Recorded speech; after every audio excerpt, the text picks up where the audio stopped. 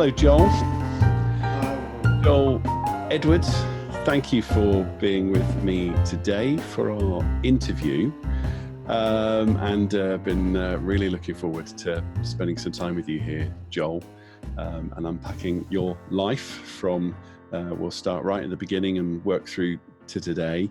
Joel, I'm just going to jump right in, if that's okay. You're a distinguished elder statesman of the Evangelical Church in the UK. In 2019, you were made a Commander of the Order of the British Empire, CBE, for services to tackling poverty and injustice. You've been a feature of British public life, including a contributor to Radio 4's Thought for the Day, for so long now that it might surprise some people to know where you were born, if we start there. So could you tell me, as this is an oral history, in effect, could you tell me your date of birth and where you were born, Joel? To the best of my recollection, it's the 15th of October, 1951. And I was born in Kingston, Jamaica, West Indies. Great. Thank you. Thank you, Joel. So I'm going to come back to your airplane flight to the UK in a few minutes. But could you tell us how old you were when you came across to the UK? I was 8. I landed at Heathrow in May 1960, age 8. Right, May 1960. Heathrow must have been very different in 1960. If you go back to Heathrow now, there is a listed building called the Queen's Building. It's the only building of its kind on the landscape. It's a red brick building. That was the only building that was on the horizon at Heathrow when I landed. I can still remember it to this day, coming out of the plane, stepping on the tarmac and seeing this red building. So it was a very, very different, very genteel, slower pace, just another world away from what Heathrow and other international airports are like today. Yeah, and I guess airport security must have been very different in those days.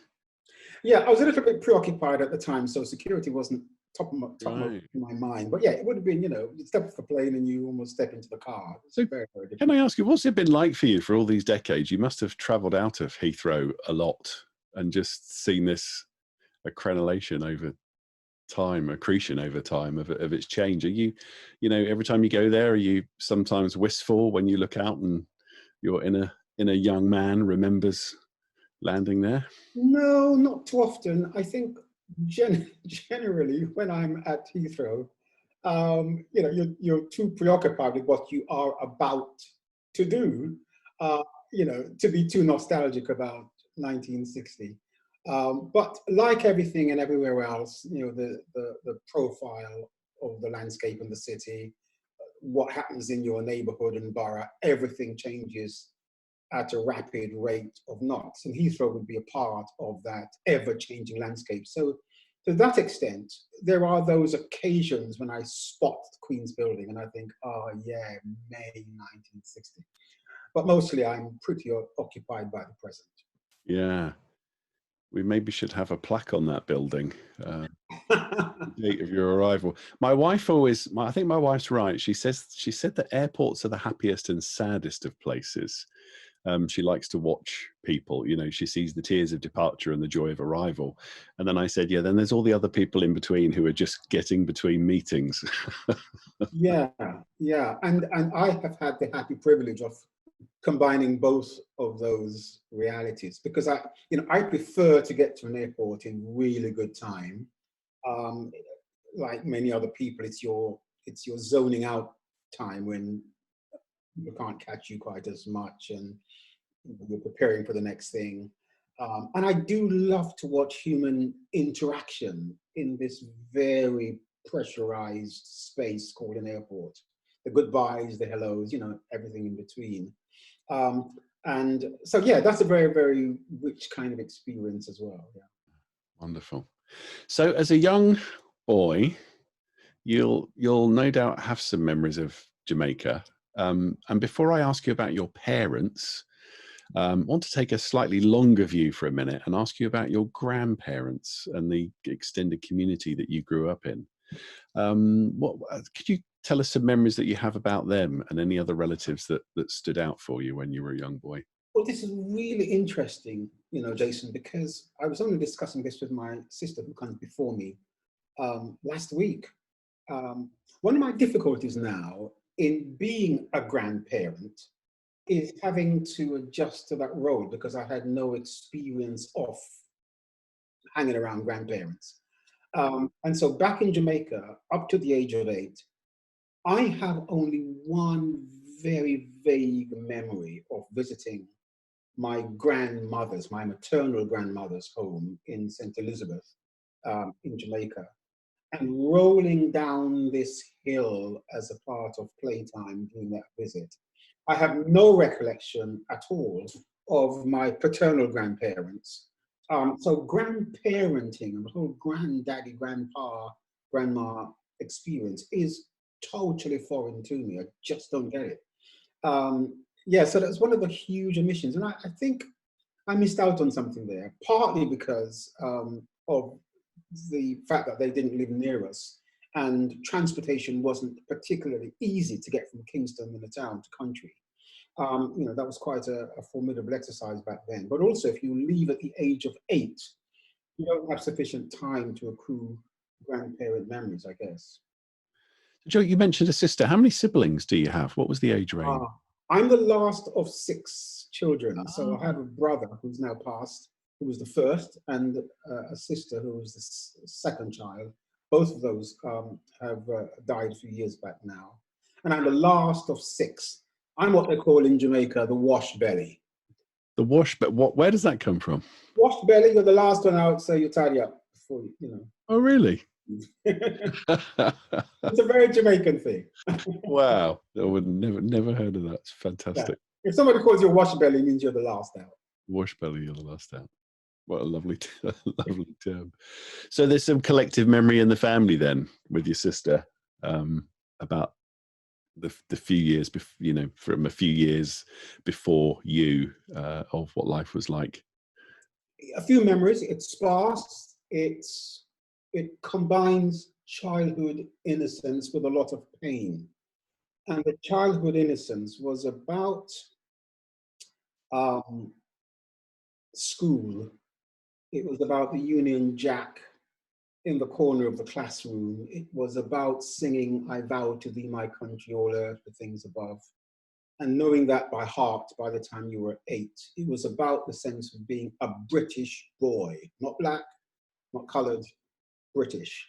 It was about church. It was about being a small guy and listening to Elder Shaw, our pastor, preaching up a storm while sitting next to my mum, sometimes being woken by the vibrance of the preaching, let's put it that way. His enthusiasm knew no bounds. But it was also a painful time because I experienced domestic violence because my father was a wife beater.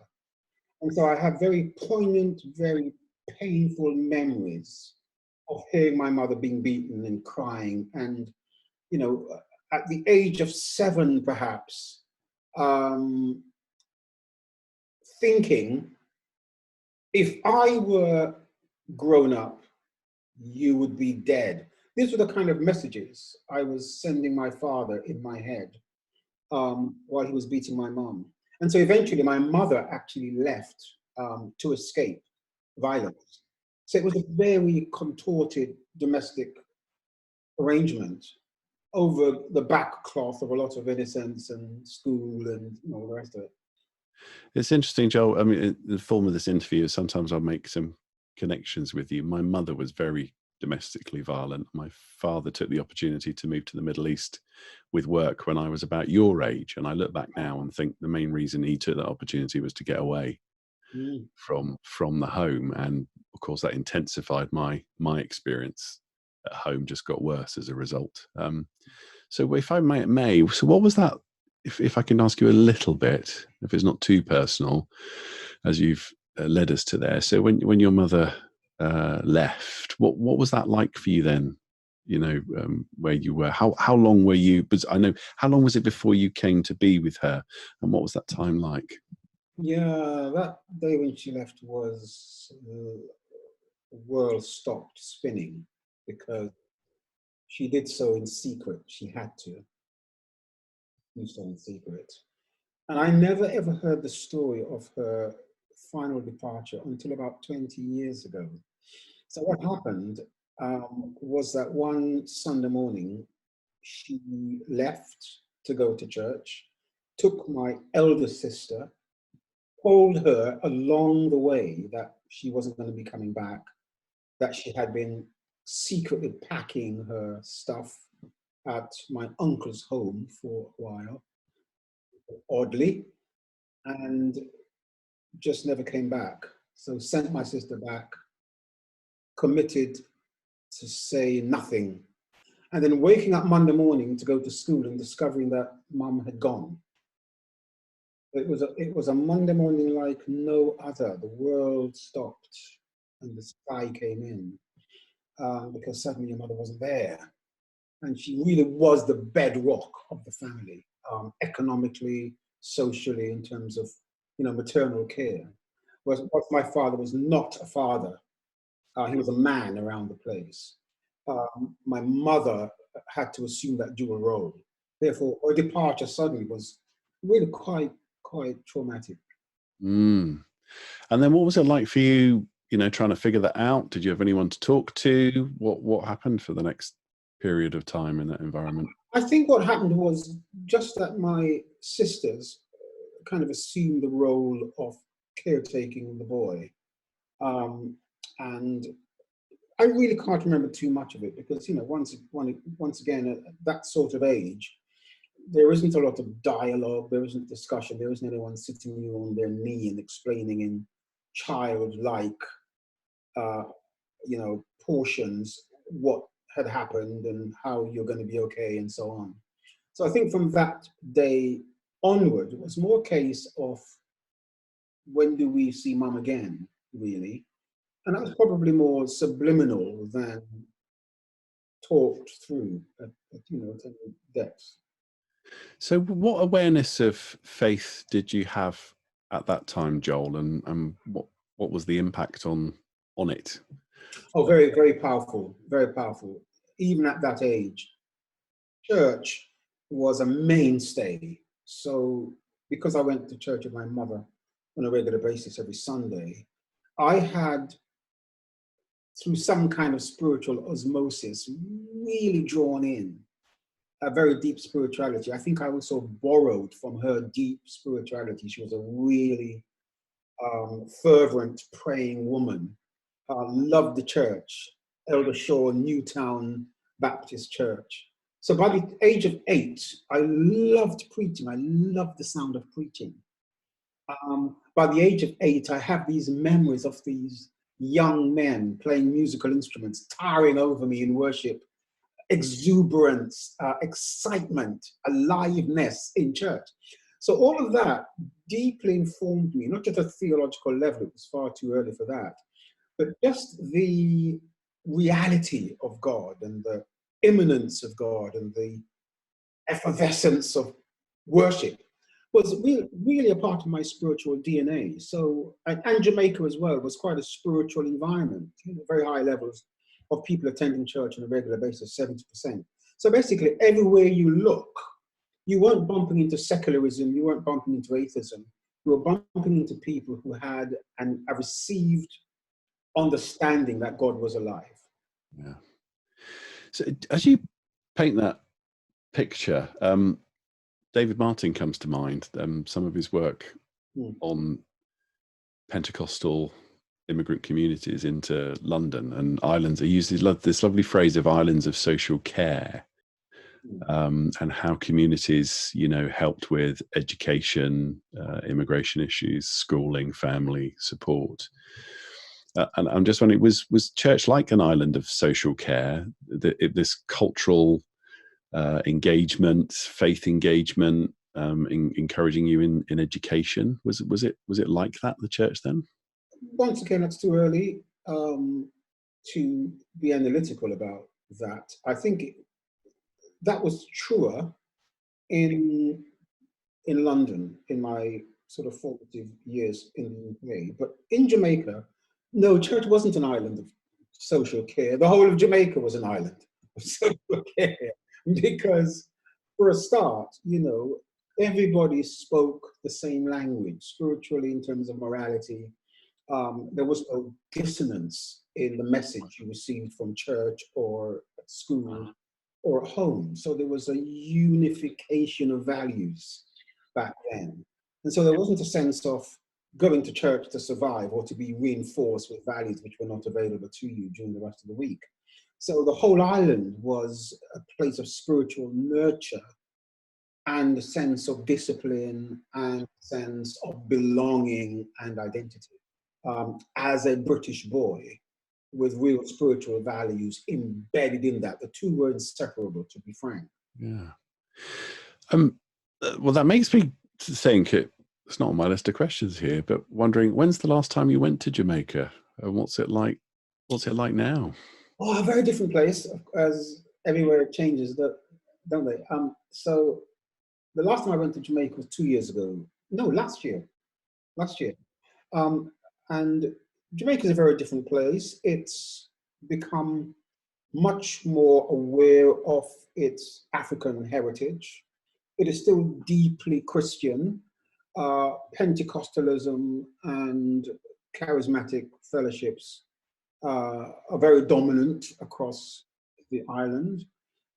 It is a country aware of its sublime beauty, the assertiveness and energy of the people, and yet wrestling with poverty, wrestling with crime, like so many other countries in the world, including London. And therefore, in the process of settling its identity and its place in the world, I'm still very, very proud. Jamaica is a very proud place. And, you know, we have contributed to the world. Bob Marley, and we will not stop reminding people, we have contributed great athletes, Usain Bolt, no less, and others. And so Jamaica is very aware of its heritage, of the fact that it disproportionately gives away to the world, you know, totally disproportionately. And yet, at the heart of Jamaica is still a very deep Christian spirituality. Thank you. I mean, I'm from Luton, spent 19 years there, and it's always a strange feeling when you go back somewhere that is so utterly familiar, like you can remember the names of roads and where a lamppost is or a cut through but then everything around it has changed. You know, it's the familiar made strange, isn't it? It's a strange experience. Yeah. So thank you. It's a wonderful contrast to, you know, coming to Heathrow and seeing that change over the years and the place that you left and going back to it on return and seeing that change. So you first went to school. Let's talk about school. So you were at school in Kingston. What was that like? Tell us a bit more about school. What do you remember about it? What was the experience like for you, Joel? Yeah, school was the place you wore shoes to go to. So I had my khaki uniform, shoes, you took off as soon as you returned home. So it was this special place. Learning was very by rote, strong discipline, but not brutality. Strong values, strong discipline. Learning was very important. But school was this combination of an institution for education and a place where your identity as a British person was formulated. And as I said earlier, this is the place where I can still remember the Union Jack in the corner of the classroom. I can still remember the fact that we owed allegiance to Britain, mother country. This, you know, we were a part of the British Empire. We were a colony without any shadow of doubt for independence in the early 60s. So for me, school was this place of discipleship in one sense, because of the values it instilled, but also a place of formation of identity as a British person. I was a part of Britain abroad, if you like. And so those were the sort of abiding memories. Sports, Morris Nib House, which I was part of, the competitive nature in sports during, you know, the sports days, woven into the fabric of what it meant to be someone who aspired, who, you know, you did your best, you ran the race, as it were. So all of those memories come back, and they're very beautiful memories. They are very formative and energizing memories, and a very different place from home. A very different place from home. And it's hard to credit, isn't it? But Jamaica, I believe, achieved its independence about 2 years after you came to the UK, didn't it? Yeah, that's right. Yeah. So, and you've mentioned you've used the phrase there, mother countries, and I'm sensing a strong sense of Britishness that you owned. Was it one that you were proud of, or was it just one that you felt that you were? What was that sense of Britishness like for you, Joel? Did it chafe in any way, or was it a comfortable one for you? No, it was a very proud one. We were really proud to be British. That's because of the impact of colonialism. You know, it's a kind of a cultural brainwashing exercise which goes on, but also it positioned you as a Jamaican. You were Jamaican, British and Jamaican, but it positioned you as a small island within the wider global family of Britishness. So you were a part of something very global, very big, and by all accounts, very, very successful. So to be British was really an emblem of cultural achievement and attainment in one sense. And this was far long before the days when you know, most of us were over concerned about colonialism and the ravages of empire and slavery and all of that kind of stuff. It was not a part of our curriculum. It was not a part of our identity. And if anything, our reality was that as Caribbeans, we were very different from Africans, for example. And one of the worst things you could say to a Caribbean back then was, "You're African." So already there had been a really effective divide and conquer mentality built in, whereby if you're in Jamaica, the lighter your complexion, the better chance you stood in terms of social mobility. If you were a Caribbean, you did not call yourself an African because that was not a part of your Britishness, as it were. And so clearly some work had been done in that divisive nature of colonialism, which we were not aware of at that time. You read it back now and you can see it much more clearly. But no, back then to be British, what a sense of pride, what a sense of a global identity. And somehow we were able to work with being Jamaican British rather than Black British. Yeah. And so, Joel, when you arrived here, did you have any sense of that Britishness that you carried, and it obviously came into contact with the Britishness that was here? Where was there a harmony, and where was there a discord? I've got a couple of friends who come from different colonial environments who came to the UK, and both of them said to me they sometimes felt they were more British than the British people they met because of their particular experiences. I'm just wondering what was that? Did you have an awareness of Britishness? You get off a plane and you're in the mother country. Did it feel like the mother country? I guess I'm asking. Yeah, it did. So, you know, I wasn't personally aware of the invitation to come and rebuild post-war Britain, but that was part of the folklore which was around. And so we came to build, we came to be a part of a great story of restoration. We also came to be a part of a great story of spiritual rejuvenation, because even at that age, you know, I still remember that one of the earliest ideas in my head when we were preparing to come to the UK come to Britain, was Britain being a spiritual graveyard. Imagine that being sort of blazoned in your brain at the age of 8. Don't go to Britain, it's a spiritual graveyard, you will die. Because of course then church attendance in the UK was something like, what, 2-3% or something, totally out of sync with Jamaica. So there were some real dissonances between Jamaica, British Jamaica, and Anglo-British, if you like. And yeah, we were more British than the Brits, my friend. So I consider 2 examples of that. Being in the classroom in my primary school in northwest London, in Kentish Town.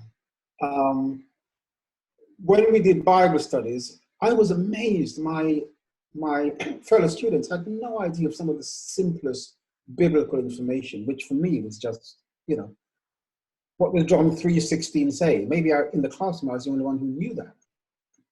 Nobody knew the words, if I vowed to thee my country, all earth were things above.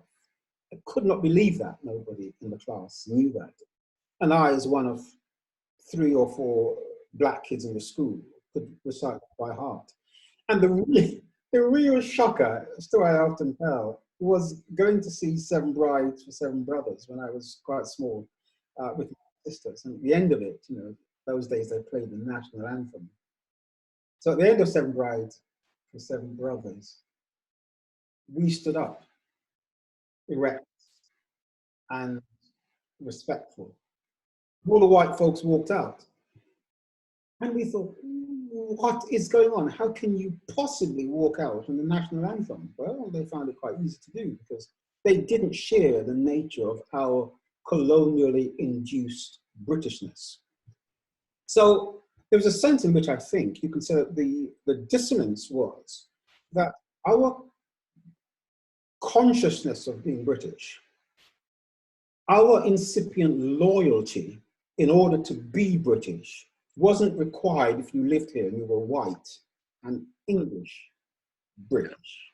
You didn't need respect. You didn't need the external signals that you were British. You were just British, so you walked out the anthem.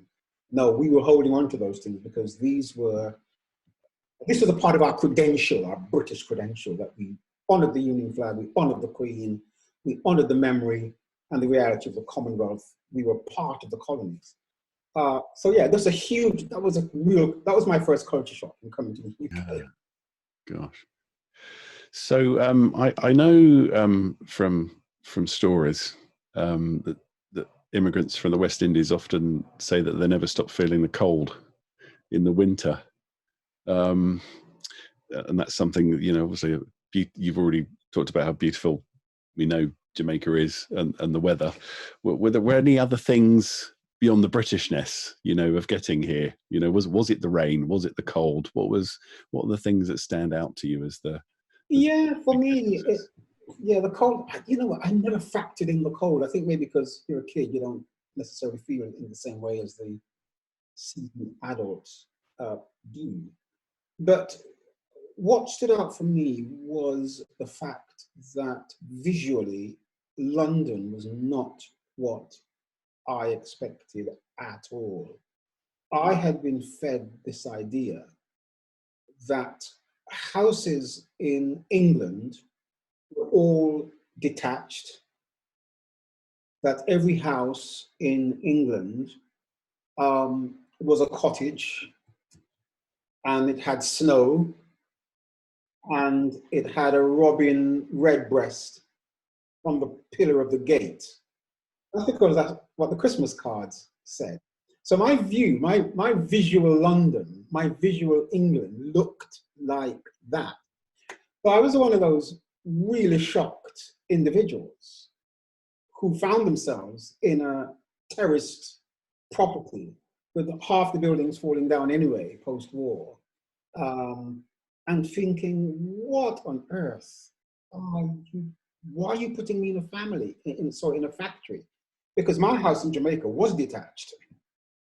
It wasn't glamorous, but it was detached. And it was certainly a better quality house in my mind than what I was being brought to live in Kentish Town. So that was a real shock in terms of what kind of Britain is this? Cold, yeah, it must have been, but for me that was more a kind of adventure rather than suffering. And there were adult stories of black individuals whose hands were frozen on, you know, on the Labour site and so on. There were those horror stories around.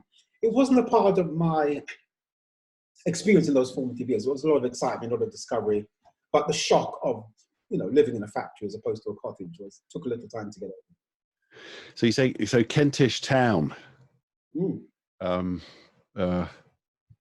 Gosh, I remember Kentish Town when I was working in London when I was 18 years old, and how colourful. I remember the colours and the smells and the sounds, and you know, and I'm from Luton and lived in Bury Park in the midst of an Asian community, and I was used to those colours and smells. But Kentish Town was a whole other different thing. So what was Kentish Town like for you then? You know, beyond the lack of snow and robin redbreasts on pillars and the terraced houses, what was it like as a boy walking around the streets of Kentish Town? If you walked around them, what are your recollections of it? Oh, we walked around them. We covered the area substantially, especially during the summer holidays, because there was nothing else to do. And you were part of a single parent family, and your mum was working 2, sometimes 3 jobs a week. So you weren't restrained from street life, and it was safe to experience street life.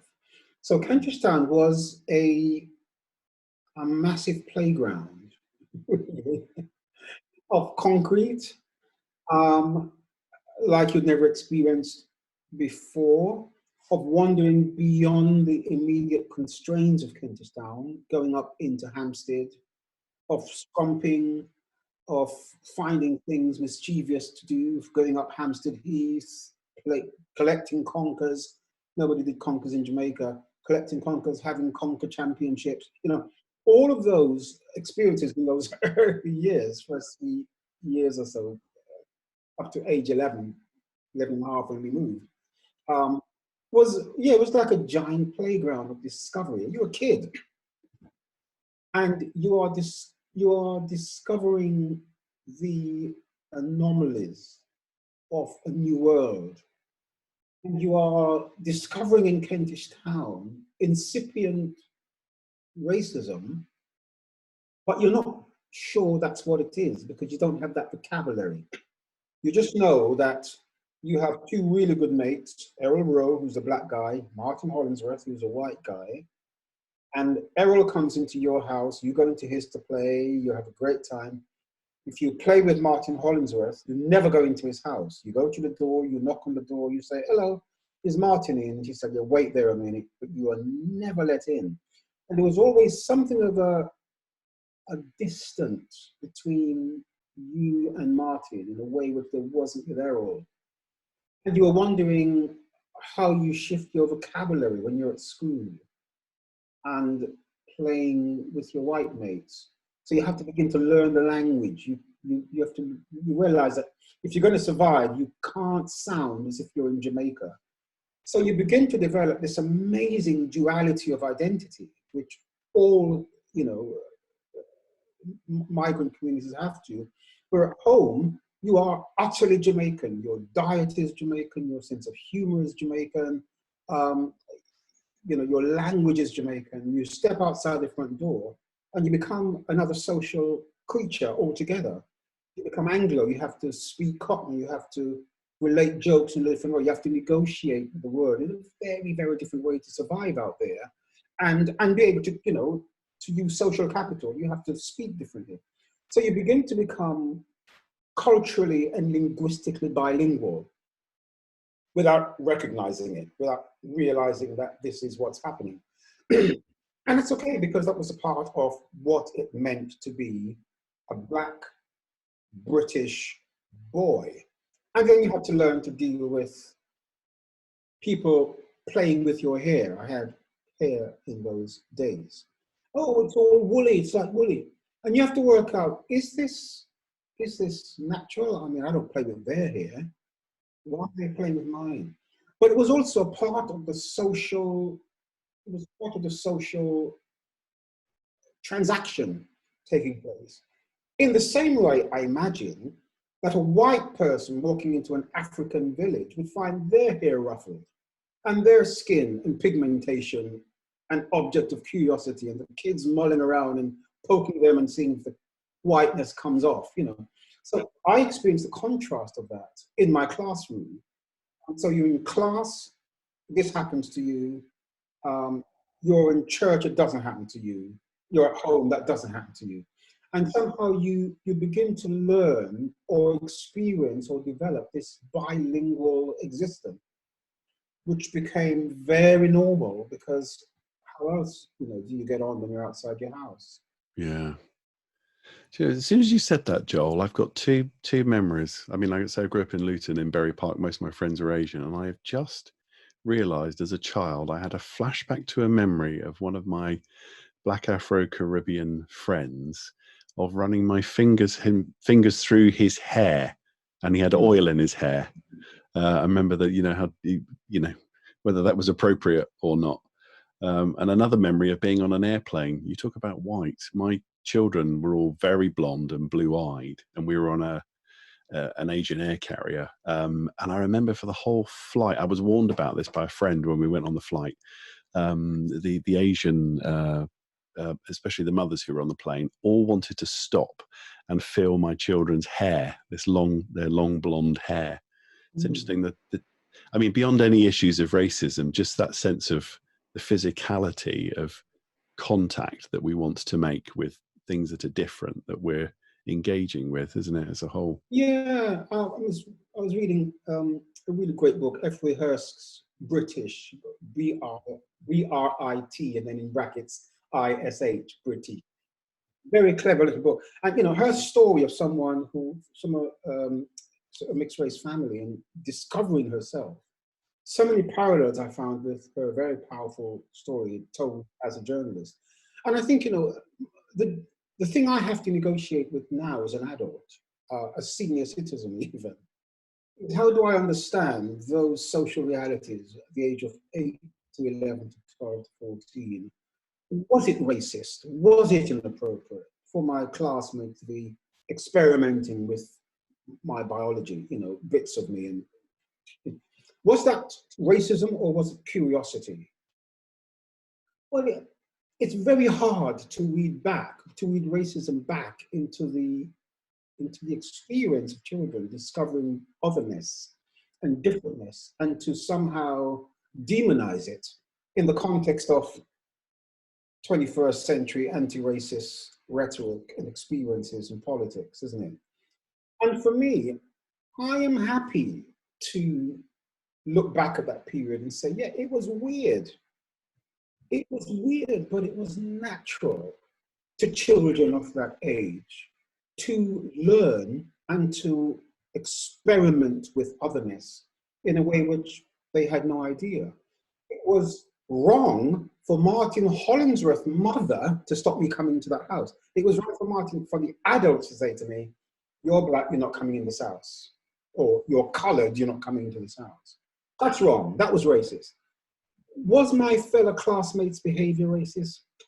I think that's, for me, stretching it a little. There was curiosity there, which borders on inconvenient and sometimes slightly irritating. And it gets to the stage where you get old enough to say, stop messing with my hair, brother. Don't do that. You know what I mean? But there's a point of curiosity and innocence and discovery, which I think is a natural part of anyone's formation. And so I have to wrestle, and I do find it's something I wrestle with rather than being prescriptive about, with what was acceptable then, what wasn't. What was the normality of learning to be British? And what was normal about white kids learning about black kids they had not come across before? And how do we balance that? So, you know, those thoughts are still with me very much in terms of my racial. You've got my mind racing, and it's not a topic today, but you know, of wonder and physicality and expression. It reminds me of my wife. I don't know what your wife had. My wife wanted to know that why, when she was pregnant, that it seemed that anyone in the world felt they had the right to come up to her and touch her. You know, there's something about there's something about the wonder, isn't there, of pregnancy and the strangeness of it, that complete strangers feel that they can reach out and touch you in a way that you would never allow No, in no, any other environment. It's no. you know, That sounds like a PhD study in itself. it does, doesn't it, for Yeah, somebody? yeah. So Joel, can I Yeah. just close the loop a little bit on your parents, and move on to your life in the UK more? Are you able to tell us, do you know where your mother and father met? And I how don't. you don't know? I don't. No. I think it was a very, I'm not sure if it's a marriage of convenience. I don't think so. But it was one of those, the impressions I get, because it's not something she ever explained to me really, was like many marriages in the Caribbean at that time. It wasn't arranged, but it wasn't necessarily a marriage out of love, much more social contract between two individuals or two families. But no, I never ever heard the story. You know, that almost borders on ideas of romance, which is not a part of the deal as far as that was clear. Yeah. Oh, well, thank you for that detail. Let me ask you a little. So you're in Kentish Town. You're in London. Trevor Phillips recently talked about the complexity of economic migration, and he referenced the famous Calypso by Aldwyn Roberts, who's is called, as I understand, it's called the Jamaican King of Calypso, and he quoted this from Aldwyn Roberts about London. London is the place for me. London, this lovely city. You can go to France or America, India, Asia, or Australia, but you must come back to London City. Did you have any sense of, because those of us that live in London know how different it is to the rest of the UK, like all different microcosms. Did you have any sense of what London was then compared to the rest of the country when you arrived? Yeah, because a part of our church experience was the early development of Black Pentecostalism across the UK, certainly across England. And so one became very aware of churches developing in Manchester, Wolverhampton, Birmingham, Leicester, Cardiff to a lesser extent, Reading. All of those began to develop from the early 60s. The Testament Church of God in Manchester celebrated their 70th anniversary a week or two ago. And I wrote a little note on the Facebook page and said, oh, I was at that launch. And so that meant that you did go out of London, not for extensive periods, but these big trips. And I always thought of Birmingham, Wolves, Manchester as places you would go for convalescing rather than living. I was aware of the difference to that extent. You know, in London, everything moves at the rate of knots. When you leave and go to the country, everything slows down. And so that was my abiding memory and comparison, even at that age, which just really got confirmed in my teenage years when we weren't just doing convention meetings and conferences, but you're actually going to visit your pals in Wolves or Birmingham and you're taking car rides up to Manchester. Yeah, that got pretty well confirmed. Fantastic. What a wonderful description. Now, Joel, if I could just, because it would be easy to say, so you told us why your mother was tragically had to flee to be here. Can I ask you, if I may, what was it like for you to leave and come here and join her? I mean, I can assume you were looking forward to seeing her, but what was going on at the other end with your family and your father that you feel you could tell us about? Did you have to slip out in the middle of the night, or was your departure well planned and known? Oh, our departure was very well planned, very open. Once again, I can still remember that day when we were due to travel.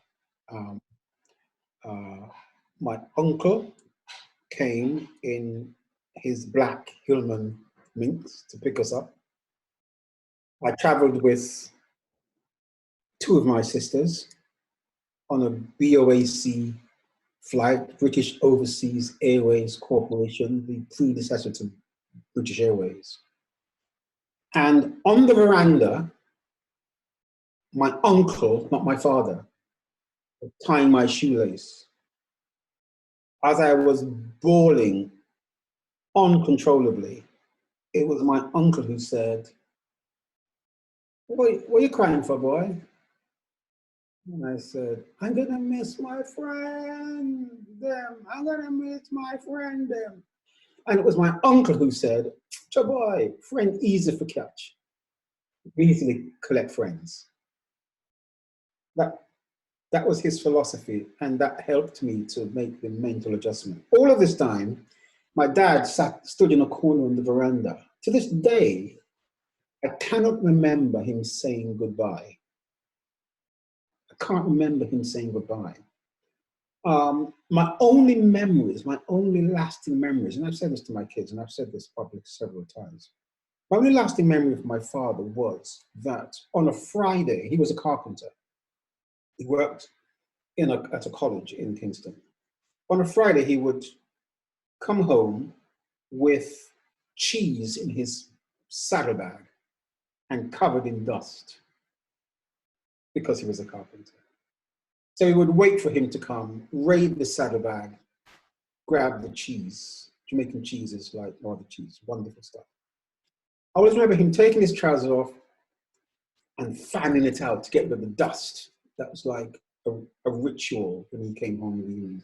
I remember him, if we were eating a meal, he would take the fork and squash the last remaining rice grains to tidy up the plate. I remember him making a wooden sword for me and my nephew, who was a year and a half younger than me, my brother's son, and bringing that home one day and giving us this wooden sword painted silver. Beyond that, I have no memories of my father at all. There is no affection, there were no words of wisdom, there is no chastising, there is totally different. Oh yes, on one occasion, and because I suffered badly from asthma, he took me to this really dodgy place one dark night, I remember, to try and sort out my illness. I remember somebody putting me up against the wall and, marking off my height and carrying on all kinds of weird rituals. I think it was probably slightly dodgy. Beyond that, I have no memories of my father in terms of advice, in terms of nurture, in terms of love, in terms of anything. So that when we were leaving, there was no wrenching, there was no emotional or social or psychological rupture taking place. He was just a guy on the veranda watching us leave the house. And, many years later, because these were things I never spoke about, the abuse, the departure that day, these were things I never, ever spoke about. None of us spoke about it. And it was only one day, about 20 years ago now, when we met as a family in my elder sister's home. And I said to them, can I ask you guys a question? All four of my sisters were in the room, an unusual gathering. And I'd just written about all of this in a book, which it was like exorcism. I'd written about it in the book, and I thought, oh heavens, suppose it was just my imagination, all of this stuff I just made up in my head, because I've never spoken to anyone about it. So I said this to my sisters in the kitchen on this day we met together just before Christmas. I said, I've written this stuff. Can you tell me if it's true? And there was this stony silence in the room for about a minute. Nobody spoke. And then all of my sisters said, boy, you don't even know the half of it. And then the stories began pouring out. None of us, Jason, had ever discussed that before. And so I had taken away all of these memories of my father, very negative, white beater, indifferent, carpenter in Kingston. I'd taken away these memories of him, which only became validated when I was in my 30s, my 40s, my mid-40s. And it was that experience, all those years later, was like a flashback and said, okay, Joel, all those childhood memories and experiences of your father are right and correct.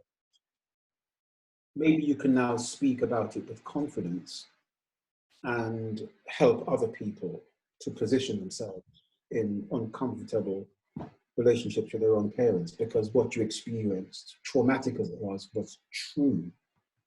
Yeah, it was not a great experience. My father was not a father. He was a man in the house. Yeah. I mean, as you say that, Joel, I know everyone's experience of abuse is different. My immediate brother, who's just a year and a half younger than me, struggled with the consequences of abuse in life. But we can talk about things now, and I never know. I guess I'll ask you this: with what the experience of your siblings was. We now go. They're like incidents in the past that we've corroborated that happened, but we now laugh about them. We call it. Do you remember the rubber plant incident? Where there was a lot of, there's the saucepan with the mashed potato incident. There's these incidents that were so traumatic that you verify in your memories. I found with my brother and I become things that you find yourself able to laugh at. And it sort of horrified my wife. She said, how can you and your brother laugh at some of these experiences? I go, I don't think it's gallows humor. It's just they were so tragic. With the benefit of hindsight as an adult, you can look at them and go, how sad that situation was, but how ridiculous. So what have you? Sorry, that may not correlate to you at all, but as you've shared these stories with your siblings, have you unpacked them any more since? Have you had the need to?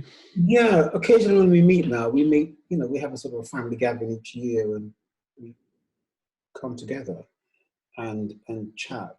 And that's the point at which I have to listen to my sisters, because they collected the stories. The stories were all above me and out of reach. And maybe I was protected to some degree, I don't know, but I must have been. I was only 8 maximum. But occasionally, since that day in the kitchen, occasionally when the conversation comes up, they're the ones who tell the jokes about back then. They're the ones who have converted the pain to humor. They're the ones who do the reflection in my presence. And we'll tell jokes about our mother, because I can participate in that with equal authority. But yeah, I think you're right. And hindsight is a great thing, as I say. So the first time I ever spoke about this, Jason, was when I was in my 40s. Somebody asked me to contribute a chapter to a book called Lord, Is That You? And 5 of us, I think 4 or 5 of us were asked to tell our story of how we came into full-time ministry. I was 40. And so I wrote this biography for the first time in my life. And I called it Better with Hindsight, which is the point you're making, better with hindsight. And the reason I say that is that subsequently, anybody who talks to me about a traumatic upbringing or difficulty with parenting or just trying to unravel their lives and trying to make sense of the present and the future, I invariably say to them, write your story, write 2,000 or 3,000 words about your life so far. Doesn't have to be perfect, doesn't have to be grammatically correct, just write. And people will either do that and find it extremely liberating, or not do it because they find it too intimidating to go back and recount. But for me, that was one of the most liberating things. No, that was the most liberating thing I have ever written in my life, way and beyond my doctorate, because it was like releasing a pent-up and traumatic history which had no exit doors. And that liberates me now to be able to empathize with and identify with people, having similar journeys. Yeah, gosh. Thank you for disclosing that and sharing that, Joel. It's So, also informed how I do parenting, but that's another story. yeah. Well, yeah, if we go there, you know, the decisions that we make when we're young not to be like our parents, for good or bad, you know, yeah, gosh. So it sounds like your father didn't oppose at all you coming to the UK. Was it your sisters or was it your uncles who were planning this with your mother to repatriate you with her? It was my sisters and my uncle. So once we knew where she was, and that, you know, the cat was out the bag, she arrived safely in London to join her sibling and start working on strengthening the NHS as an ancillary worker. Then it was an open secret, and so we could talk about that. Then she put plans in place to get the rest of us across, which she did in like 3 furious years of hard work. She took the whole family across, all of my siblings and my nephew and 1 or 2 other people. It's quite just incredible feat. All of us flew, none of us came by boat, which would have been much more expensive, of course. So the plans to leave were open plans. There was nothing hidden, clandestine, and nervous about those conversations. And there was a sense in which, you know, when I was discussing this with my sisters much later, there was a sense in which my father may almost have been relieved not to have the responsibility of children hanging around him, because he had no positive, no nurturing influence or impetus or inclination towards any of us, really. So there was a sense in which, you know, okay, bye. And I didn't see him again until I was about 27, when after I was married for the first time, my wife and I returned to Jamaica. In fact, quite a few of us had gone back on that trip. One of my sisters at this stage was also living in Jamaica. And we went back to the house to see him. And, you know, that was a difficult visit, but once again, it was an affirmation of all that I've been thinking. Because as soon as I got there, you know, a number of things happened. We got to this house, which I always thought was a massive mansion with a long drive between the gate and the house, you know, a long walk around between the gate and the house. And I went back to this house, opened the gate, took 2 steps, and I was on the veranda. Of course, when you're 8, the building is a lot bigger than you're 27.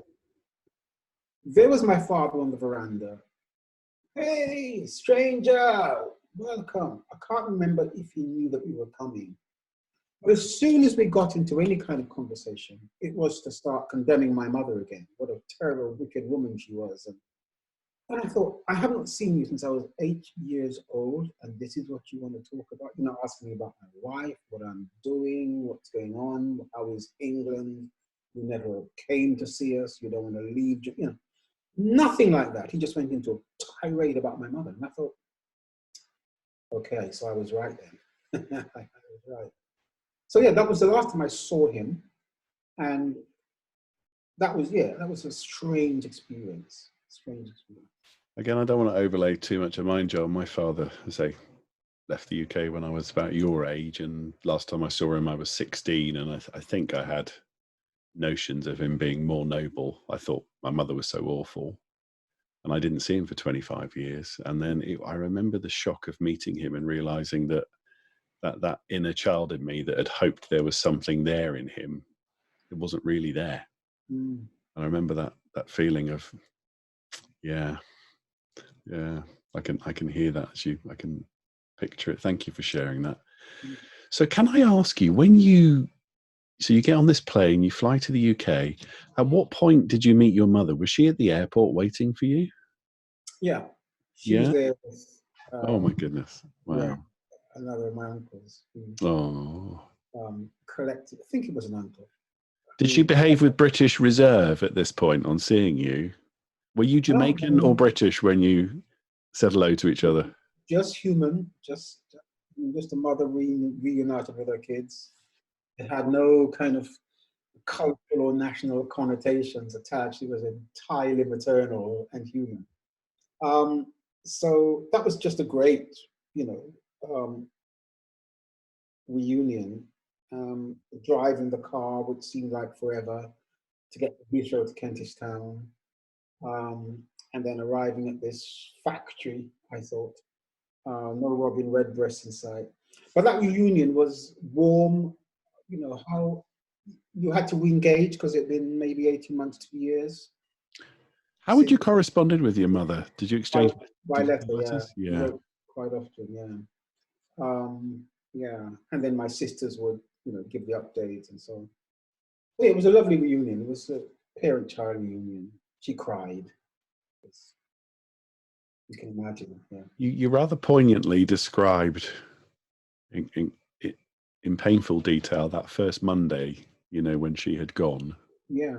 What was it like for you that first day you were in the house with her, either that night or the morning you woke up? I can't remember. I can't remember the immediate social dynamics of being reunited. It's really, really interesting. It was just coming into this house factory and then having to negotiate a different life altogether. But it was traumatic. I became anoretic. I became a bedwetter for a number of years, and nobody knew why. More or less from, I think, the latter stages of my time in Jamaica to my arrival into my secondary school days. I think the trauma had developed so severe and was so hidden that's how it expressed itself, and nobody knew. Nobody was there to say, okay, this is the problem, let's deal with it. And it eventually resolved itself, partly through prayer, if I'm honest, but well into my secondary school. And so I think all those years of renegotiating new life in a new place, with new experiences and culture shock, every single day, was by far the overwhelming impact and collective memory for me, collective reality, rather than, oh, here is mom, hug, good to see you, mom. I was close to my mom. I enjoyed teasing her, I know that. I enjoyed fun. I enjoyed feeling like the surrogate dad or husband in places. I enjoyed being slightly protective. But these were not the prevailing or overwhelming responses for an 8 to 11-year-old kid. I mean, if I pick up with you, Joe, you talked about prayer and, helping resolve the outworking of that trauma. And that makes me I want to ask you about that. I think one of the amazing things that I've discovered about faith, I became a Christian when I was 17, is certainly in the Christian tradition I entered into, where there was the ability to connect to some of the most difficult things in life, share them with others, and that place of prayer that provided a community sharing of the things that you were facing and dealing with, that was so different than my non-Christian experience, where everything was private and no one was allowed to know anything. I mean, to have people pray for or be praying about you, that's a very intimate thing to have prayer taking place for. Did you have a sense of, with the church community you engaged with before you left and when you came to the UK? Now let me ask, sorry, I'll step back from that and ask the question. What was the role of faith and prayer for you personally with all that you were dealing with at that point? Does that question make sense, Joel? Yeah, it makes perfect sense. I mean, the role of prayer, faith, spirituality, church, God was inseparable. There was no God's over there and we're over here. It was just inseparable. And on a number of levels, really, so that for the experience of church, it was always a part of my life. There's never been a time when that was not a part of my life. The experience of church was that womb, that place of cultural and spiritual formation for a child, where God, prayer, Holy Spirit, teaching, Bible, vibrant worship were all interlocked. That Sunday experience was the fountain, that was the oasis where you went to on a Sunday or Wednesday night for prayer. And that followed you into your home through regular prayer, praying for everything, through saying grace. You dare not start a meal without saying grace. You were aware of the signals on the walls, the plaque which every Caribbean had in their house at that time. Christ is the unseen guest at every meal, the silent listener to every conversation. I mean, it wasn't a Caribbean house which didn't have that in it.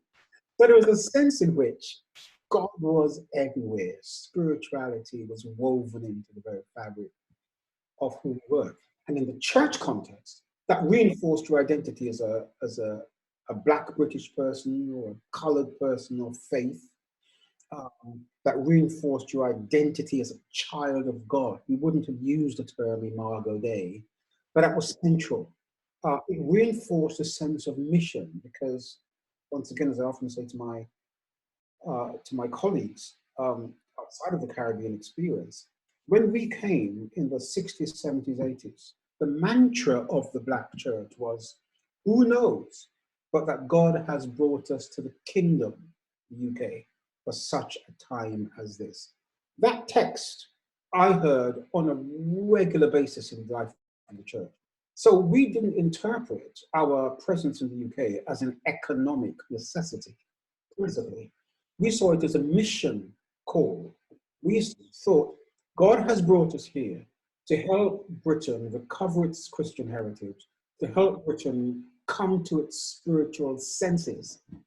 And that was very deeply woven into our understanding of ourselves as Black Christians in the UK. So spirituality, prayer, the centrality of the word, the preaching, were all very, very significant for us. And one of the things, and this is a private thing I haven't really said very often, but one of the things which was enormously important to me, was the story my mother told me a couple of times when I was very young about how I was born. So here's the story. The story was that when she was pregnant with me, she had a dream. I think she called it a vision. And this messenger basically said, you're going to have a boy. You should call his name Joel because he's going to be a rock for many people. And whenever times got hard, even as a young child, I'd go back to her and say, tell me about that dream again, Mom. Tell me about that dream. That may have been one of the things which, A, drew me closest to my mother as a praying woman who had no other relationship with my education or my cultural development or anything. She didn't know how to help me negotiate life in Britain at all. She was too busy working. And she was one of those who, were going to go back to the Caribbean in 5 years. So she had no terms of reference to offer me as somebody growing up. But that's the one thing I think she gave me, the sense that you have a calling on your life. And it came before you were born. And when you say your name, remember that. That's what she gave me. And well into my adult years, that quiet sense of calling was like the thing which just kept me balanced, kept me focused, kept my spiritual equilibrium. So if things got really bad, I'd remember that. If I felt that I wasn't enjoying the ministry opportunities which I should have, I was unfazed. I just remembered that. There's a sense of call. Don't panic, don't grab anything, don't fight for anything, just wait. And that, I think, informed my spirituality more than any other statement. Prophecies came along in later life. Nothing has ever truly informed my sense of direction beyond that. There you go. You heard it here first. Gosh, thank you so much for sharing that, Joel. What a precious, precious anecdote. Amazing. Amazing. Oh, thank you. I treasure that. Joel, I interviewed Steve Chalk recently, and as you know, Steve's mixed race, Anglo-Indian, and he talked about growing up in Croydon in the 60s and the racism that, in particular, his family experienced, and he did because of that ethnic dynamic and mix. What was the reception that you can remember for your family in Kentish Town in London? Mixed. I mean, you talked about your friend Martin and, you know, that turning up at his house and stuff, but beyond that, were there other issues that you bumped into? How early do you have in mind? I just, whatever comes to mind from when you got here for those first few years, you know? Being different. I think the overriding issue was being different. I didn't feel antagonism. I didn't personally experience hatred. Nobody beat me up. The 2 fights I had in secondary school, I didn't attribute to race, just very stupid English boys trying to exercise power over me as they did with others. So I think in my early years up to secondary school, experiences of outright discrimination were not common for me as an individual. They were very common around me. One was very aware of them around me. They were present in the experience of some of my brothers and sisters in church. Martel Fagan had a green Mini Cooper as a member of our local church in in Willesden area, Northwest London, who would systematically be picked up by the police, beaten up, because they knew his car. They just look out for him in his car. We used to pray for him, and you know, that was awful. Brother Stewart got drugs planted on him by the police. We had young men who experienced outright racism, very often perpetrated by police officers. But these stories were around every day. The stories of marginalization, of a lack of opportunity at the workplace, of injustice were a part of the mantra of our experience as Black people, and certainly came into the fora of worship on a regular basis. Please pray for me because blah, blah, blah, blah. You know, and then much later, we began to become exercised by institutional racism in the educational system. So a lot of the supplementary educational initiatives which grew up in the Black churches, I had to start one in Willesden in the 1980s, were as a result of institutionalized racism, and we recognizing them as something has gone really wrong here, people. What shall we do about it? The SUS laws, which became significantly difficult, the Swan Report in the mid-80s, which demonstrated the fact that African Caribbean children were significantly institutionally disadvantaged in the educational system. All of those things came converging on us from outside. The 2 examples which I have personally of what can't be described as anything but racism. One was when I was confronted by a policeman who insisted that I was crossing the traffic lights and the yellow, you know, the yellow, what do they call this? The yellow space between the traffic lights where you're not supposed to enter. And insisted that I had done this on a red light, and I insisted that I had not. I was just definitely being picked on, no doubt about it. Or at an earlier age, I shouldn't forget this, when nicking stuff from Woolworths was a part of my trade, and also to some extent a part of becoming acceptable to white kids as a minority, you know. Nick stuff for Woolies, forget at school, cheap, become the guy. This was when I was 11 and 12. And I remember when I was caught in Woolies, in Archway, we were living in Archway at this time, North London. I went in with a guy called Ansel. Ansel actually nurtured me in the art of stealing from Woolies. I remember Ansel and I were together on that expedition. I was stopped, Ansel was not. I got chucked in a police cell, later put on probation. Ansel was not. And I never really came across Ansel after that, even though we were going to the same school.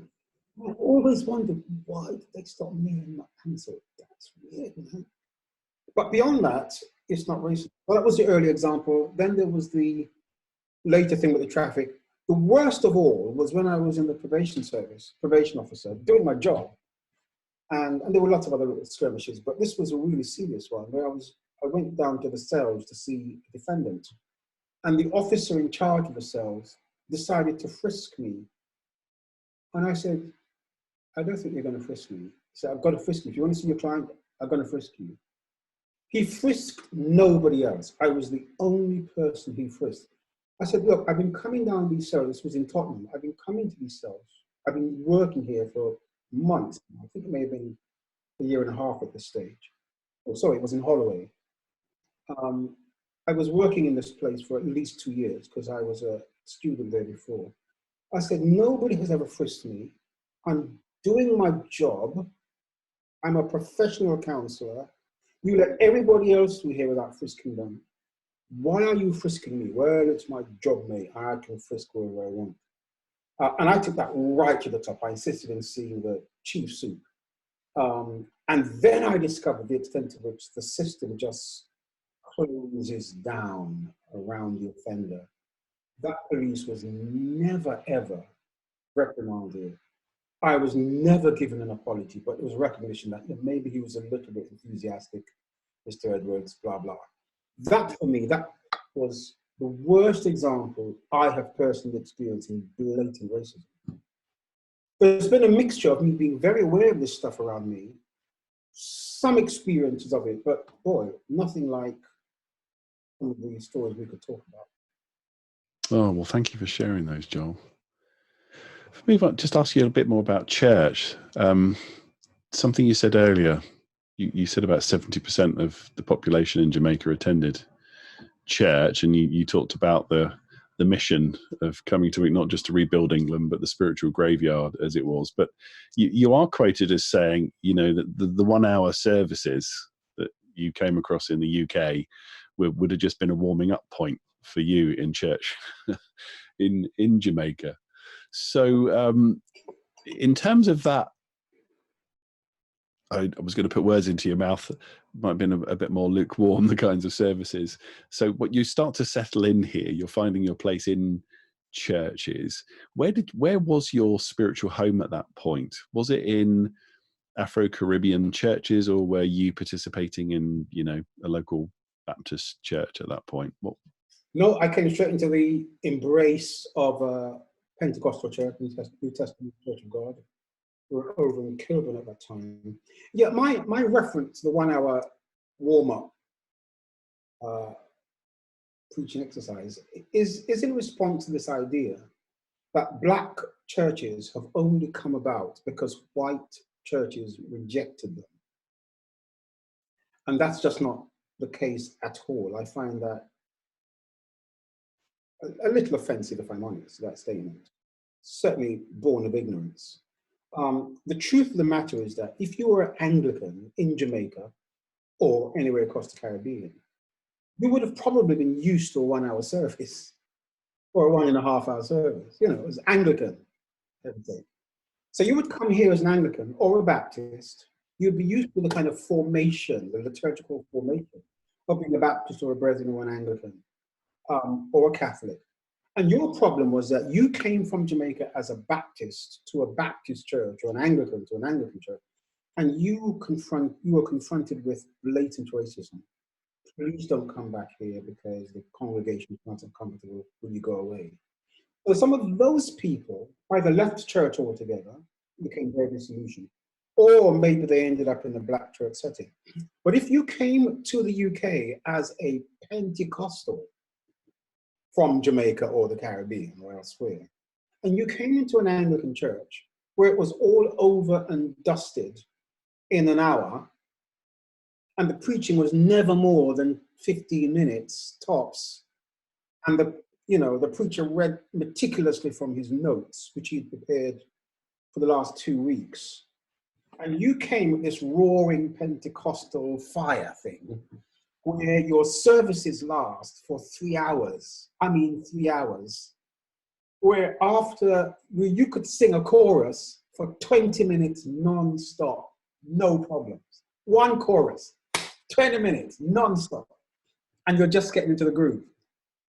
And where the preacher doesn't use notes, it's very extemporaneous and it's very inspirational. And maybe some of it was nonsense because the guy was repeating himself and finding his thoughts in the course of the sermon. But a lot of it was a deeply inspirational, very powerful, very motivational. Made you feel close to God, made you feel fear, drew you in the presence of God in a way which nothing did from Monday to Saturday night. If you came to an Anglican church or a Baptist church with a very different liturgical spirituality, you weren't going to stay there forever. And so what happened was, Black folks came from the Caribbean and transplanted their denominations here because that suited them in terms of culture, liturgy, spirituality, theology. You weren't going to be coming to go to an Anglican church where they didn't believe that Jesus was the Son of God and, and that miracles didn't happen. You're not going to go there. So my reference to this 1 hour, preachers would preach for an hour and a half. If you couldn't preach for an hour, man, you weren't a preacher. So yeah, that's where the reference comes from. And I think it's a really important misconception, which we haven't spent enough time in correcting. Yeah. So these Pentecostal church communities that you transfer into over here, when were they given birth to? So obviously they pre-exist your arrival. Were they indigenous to the places in London, or had they been established by earlier people who'd immigrated to the UK? Yeah, they've been established in the early to mid 50s, as the Windrush generation came across in 48, and some before, but say post 48, 800 people on the boat, many of them from Caribbean, particularly from Jamaica. Subsequent waves of immigrants, British immigrants, who came on invitation to rebuild NHS or to develop the NHS, transport networks, steel industries in Sheffield and the Black Country. All of these areas of employment brought with them semi-skilled, non-skilled people from the Caribbean, teachers, nurses, to rebuild Britain. With that influx, which came by invitation, was this particular spirituality. And so from the 50s into the 60s, these were well-established communities of faith in the UK, which then accelerated right with immigration into the early to mid 70s, when the invitation began to dry up and became harder, and by the mid 80s and so on. So you had people who came, and these individuals who came for 5 years. That was a well-known fact. They're going to come for 5 years, they're going to earn some money, do a little bit of evangelism, build their homes back in the Caribbean and return. Well, they got caught in the poverty trap. Your income does not exceed your outgoings. And then your children are being born, and then you send for your children, you send for extended family, you're rebuilding community, you're transplanting communities here in the UK. And that phenomena also gave birth to Caribbean and later African and Asian churches. So that's why we're a very different kind of spiritual species, with its own spiritual authenticity, which shouldn't be confused with people who got rejected so they didn't have a chance. The white folks don't want us, what shall we do? oh, let's start a church. No, no, it wasn't like that at all. Wow. So, Joe, you've already hinted at it. Well, not hinted at. You've been explicit about the warnings of what might happen to you if you came to the UK in terms of faith because of the spiritual graveyard here. And then you also talked about just Jamaica as an island and a shared sense of self and identity and moral values and other stuff. Was there a deep suspicion and warnings about the moral standards of the UK? Were you sent over here with warnings or constantly being warned by the church? Yeah, definitely. And so once again, for me, this wasn't cognitive, this was more intuitive at that age. But it came out in the preaching and the liturgy and the hymnology that almost by definition, I think this is one of the weaknesses of a Pentecostal spirituality, which kind of grew out of Southern states mindset and prohibitionism and premillennialism. We're going to leave this world, God's coming back. There was a kind of antithetical theology, what we're against, what we're not for, what we're going to defend against, rather than how we're going to explore the beauty of God's creation and maximize wholeness. And if there's a default position there, I think we experience that very much particularly in the Black church. And so what it was a bastion for cultural defense and for spiritual defense from the encroachment of secularization. We wouldn't have used those words, but sinfulness and anti-godness and people who only go to church on a Sunday morning, but they never go back Sunday night. So for us, whereas, English churches were quite happy, just turn up 11 o'clock Sunday, we've done our bit for the week. My goodness, you're not a proper Christian if you don't go back for night service. You go to do Sunday school, morning church, afternoon choir practice, evening church, back on Wednesday for prayer meeting, back on Friday, for all night prayer meeting and fasting on Friday and Saturday. And this absorbed us, the intensity of spirituality was a way of surviving spiritually, but also a way of responding to this encroachment of a culture which didn't find God comfortable and didn't negotiate with the world through the lens of a lived Christian experience, for whom the swinging 60s was an indication of a backslidden nation and something we had to resist as a migrant British colonial presence in Britain, come back to how Britain, resuscitated spirituality. So there was a lot of that around in what we sung. I'm too near my heavenly home. I've come too far to turn back now. Those kind of ideas were endemic in our spirituality.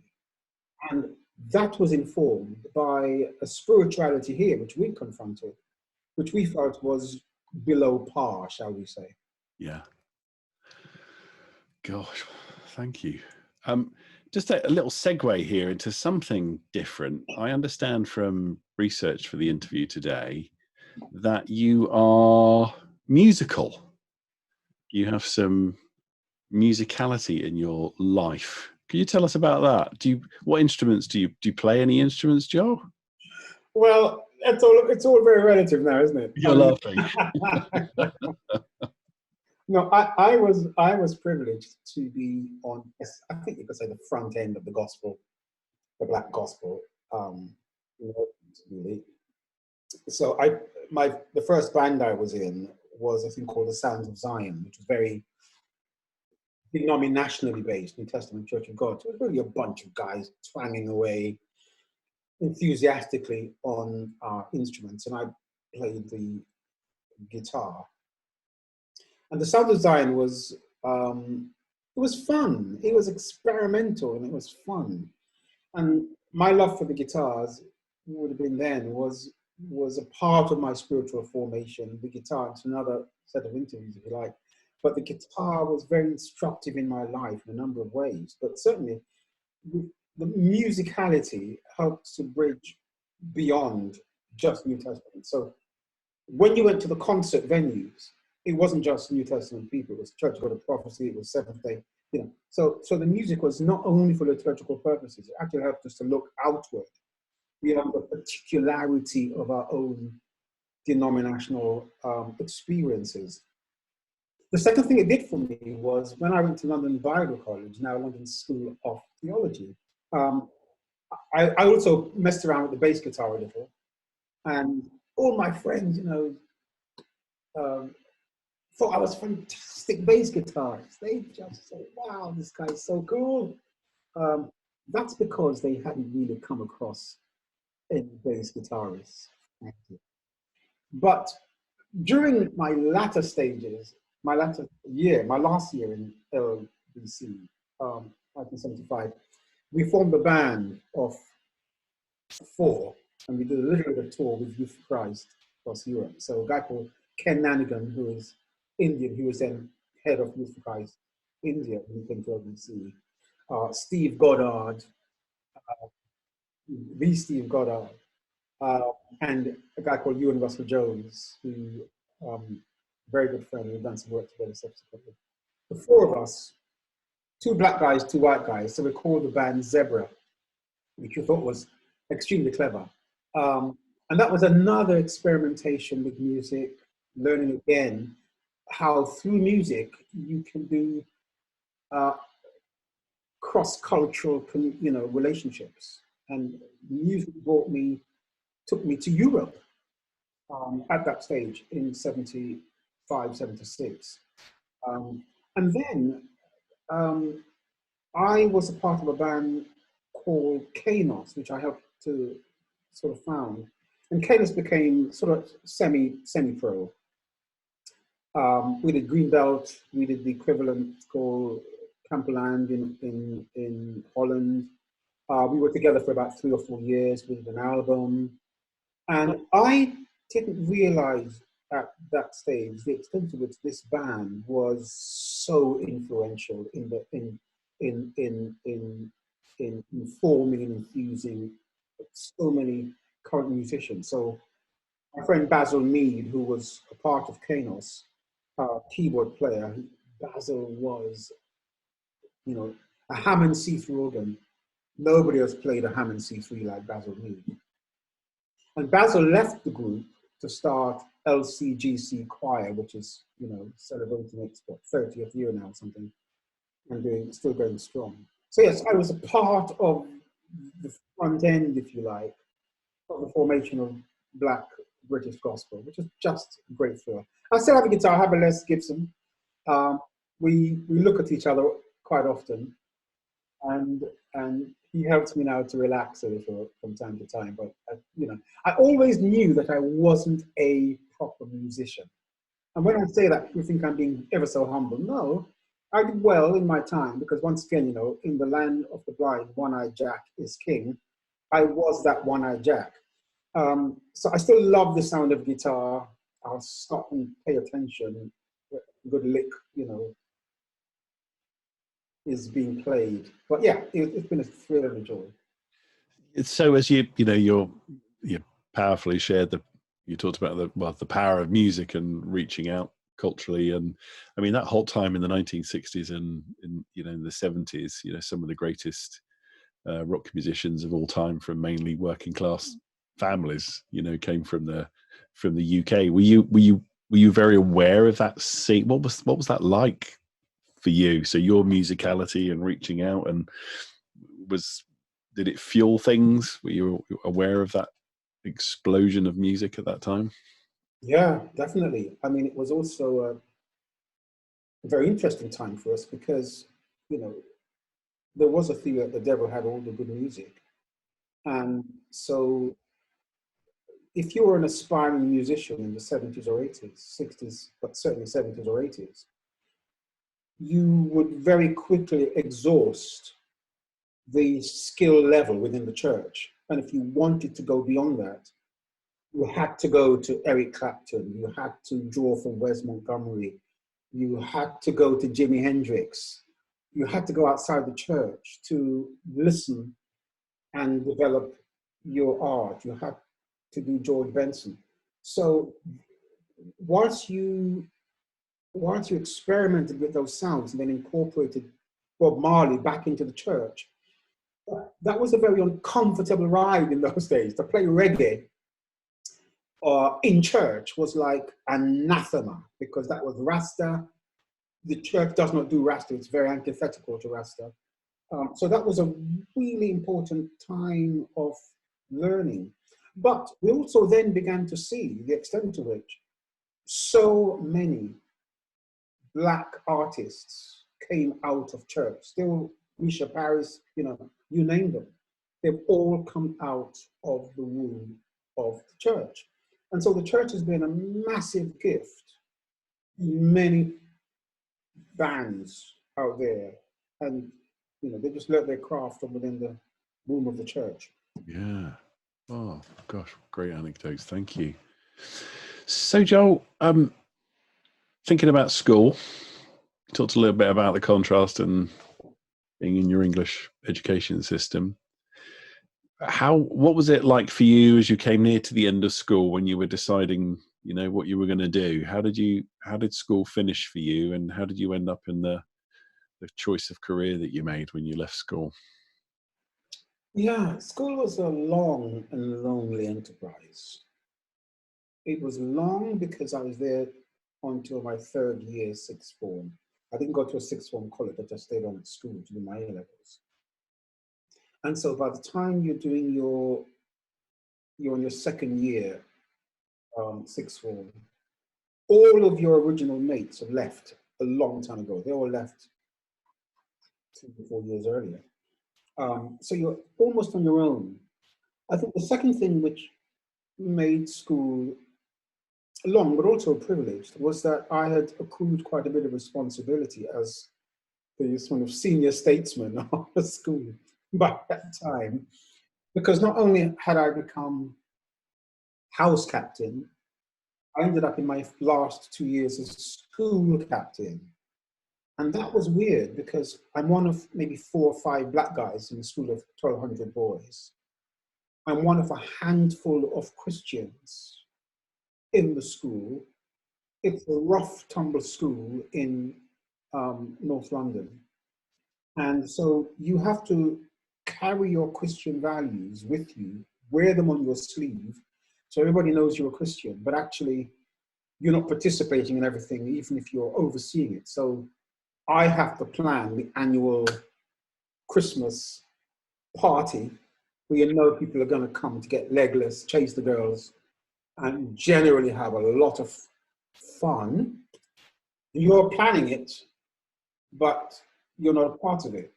And you're respected as someone who's different, who is trustworthy, but people know you're not participating in the thing you've planned. Very, very awkward. And very lonely, actually, and hard to explain that away to the staff or your fellow students. So school for me was this really strange time. It was also strange because if you're doing 3 A-levels at school in the late 1960s, you have no reference point to what you're learning in your church. Your church is not equipped to help you with that academic journey. Your home is not equipped to help you with that academic journey. Your mom's doing 2 or 3 jobs a week. She has no idea how the school system works. Your sisters are busy surviving themselves from the educational system. They've now gone living elsewhere. So you're actually on your own. You're really on your own. You're on your own spiritually. You're on your own intellectually. And you have to somehow marry your Sunday spirituality with this very challenging world in which you're called to exercise leadership, where the value system has no point of similarity with your own spirituality and yourself as a Black person, because you are a minority in every sense, even though you're exercising leadership. So school was a real struggle. And then I'm not an academic person, despite my having had the privilege of doing some serious studies. So it's a struggle. I loved English literature, but it was a struggle. I loved English language. That was even more of a struggle. I loved British constitutional history at A-level, but that was a struggle. And so an appetite for learning, detached from friendships at school, and my colleagues at church, none of whom were studying at that level. In fact, they used to say to me, man, when are you going to get a job? You're going to be a grandparent while you're still at school, mate. So I'd turn up in my school uniform for, a church thing when everybody else was working, earning big money, driving cars. So that was a really strange time. But listen, I wouldn't change it for anything, because that was an incredibly important part of my spiritual and intellectual formation, really, to be minority, to exercise leadership in that context, and to bring my spirituality to it in ways which was respected, but which didn't threaten or indeed ask me to abandon my identity as a Black Christian. And that was an extremely helpful learning period for me. Gosh, amazing, amazing. So what did you do after your A-levels, Joel? What did you immediately go on to do? I wanted to go to Leicester to study sociology. I think my grades weren't good enough. No, my grades were okay, but I didn't want to leave home and go too far to leave my mom at that stage either. And some folks wanted me to go to Cleveland, Tennessee. Church of God HQ had its international school. It was a proper educational facility. And there was some pressure on me to go and aspire within New Testament Church of God and to study at Lee College. I said, nope, I didn't want to go there.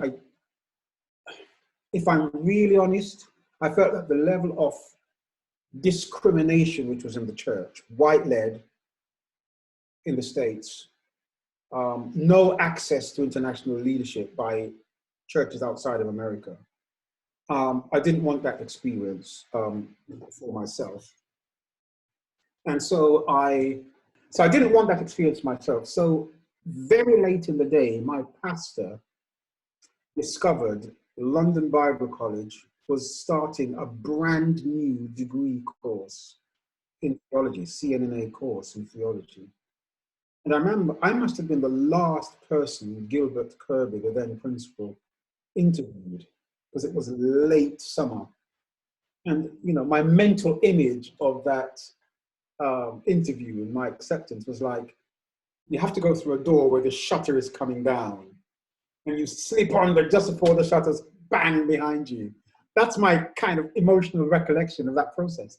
So I got into London Bible College to do theology, which was God stitching me up, really, because that's where I was meant to be. All the experiences there as well. So yeah, that's how I moved from secondary school into theology. And you did a theology degree at LST, as it is now. And what did you move on to from then, Joel? Well, from there, I became a probation officer. So I felt... How did that happen? How did you go from... The great thing about London Bible College was that it was just such a combination of people with very different experiences, as you know, and backgrounds and professions. So they weren't all theologians, and they weren't all going to dash out to be church leaders. And I'd always wanted to do to connection with other people. I'm a people person. And so it was either going to be something like social work, or maybe do something in psychology, sociology. Theology was close enough. And my transition into the probation service was just, it felt to me the right thing to do. I wanted to do something which felt professional. I wanted to do something which was with younger people, although at this stage, probation was not so much young people. Social services have taken on that. And so, you'd be working with young adults upward. And I wanted to do something as well, which was responding to life in the criminal justice system, because by this stage, in the mid-70s, it was becoming very evident that something was going pretty horribly wrong with Black people's relationship with the criminal justice system. But although I may not have articulated it quite as clearly as that, at the age of 25, 26, 27. That was definitely my trajectory. And so the probation service offered me this combination of engagement in a world where injustice and justice struggled to meet, where Black disadvantage was real and rife, and where there weren't very many. I didn't know of another Black male probation officer for maybe the first 2 or 3 years of my time in that service. So it was a very unusual place to find a Black guy. Yeah. So, Joel, if you talk about your leadership, it seems that you quickly realised you were a leader and stepped into leadership. I want to ask you about your sense of leadership when you were conscious of that and were, taking things on as a leader. And I guess with that, and with the story that you told me earlier in this interview about your mother, I mean, was that something you carried with you at this point? Was that something inspiring you into what you were doing at London Bible College and the probation service? Any church leadership? What was your sense of being a leader at this stage of life? That story from my mother is my North Star, really, my North Star, and probably still is. At the age of 68, I think it's still my North Star. And I was always aware of my leadership skills from a very early time. So in Sunday school, age whatever, 11, in the youth choir, I exercised leadership responsibilities. In school, it was there in formation. Up to, being head boy. Lots of weird and wonderful stories around there, but aware that this was a sense of calling. It's in Kanos, the music. I was secretary. I got the gigs. I kept the books. I wasn't, the strongest musician, but to some extent, I was the guy who kept the thing moving organizationally. And then there were leadership responsibilities within youth work. I wasn't ever youth leader for very long in my local church, but I was always hanging around there. I became a pastor in my mid-30s for 10 years, 85 to 95. I was a part of the national executive within my denomination for a number of years. So there's always been this pointing to leadership. And it's always been a very steady drumbeat, North Star drumbeat. And the philosophy has always been for me, if God calls you, he then guides you. You don't have to fight. I always say to people, if I turn up to preach at your church, this isn't a hint, by the way, but if I turn up to preach at your church and I discover that you have double booked because we've had 2 preachers for that day, the other guy will probably end up preaching because I'm very relaxed. I'm happy to listen. But I'm always aware of a leader calling, which has informed my life and my ministry. So the parallel between black boy, head boy at Sir William Collins Secondary School to head boy in the Evangelical Alliance for 10 years, or head boy at ACEA, African Caribbean Evangelical Alliance, before that, head boy at Evangelical Alliance, head boy in Micah Challenge, has been this gentle progression, which has not been about a career path. I'm not particularly ambitious. Give me something to do and I'm going to throw myself at it, but I've never had a career plan. But my North Star has been that story.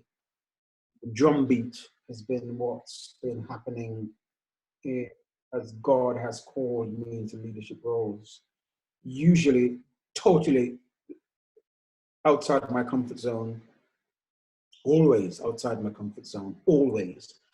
And so I think a characteristic of my leadership therefore has been not only to lead, but to be a leader in a pioneering situation.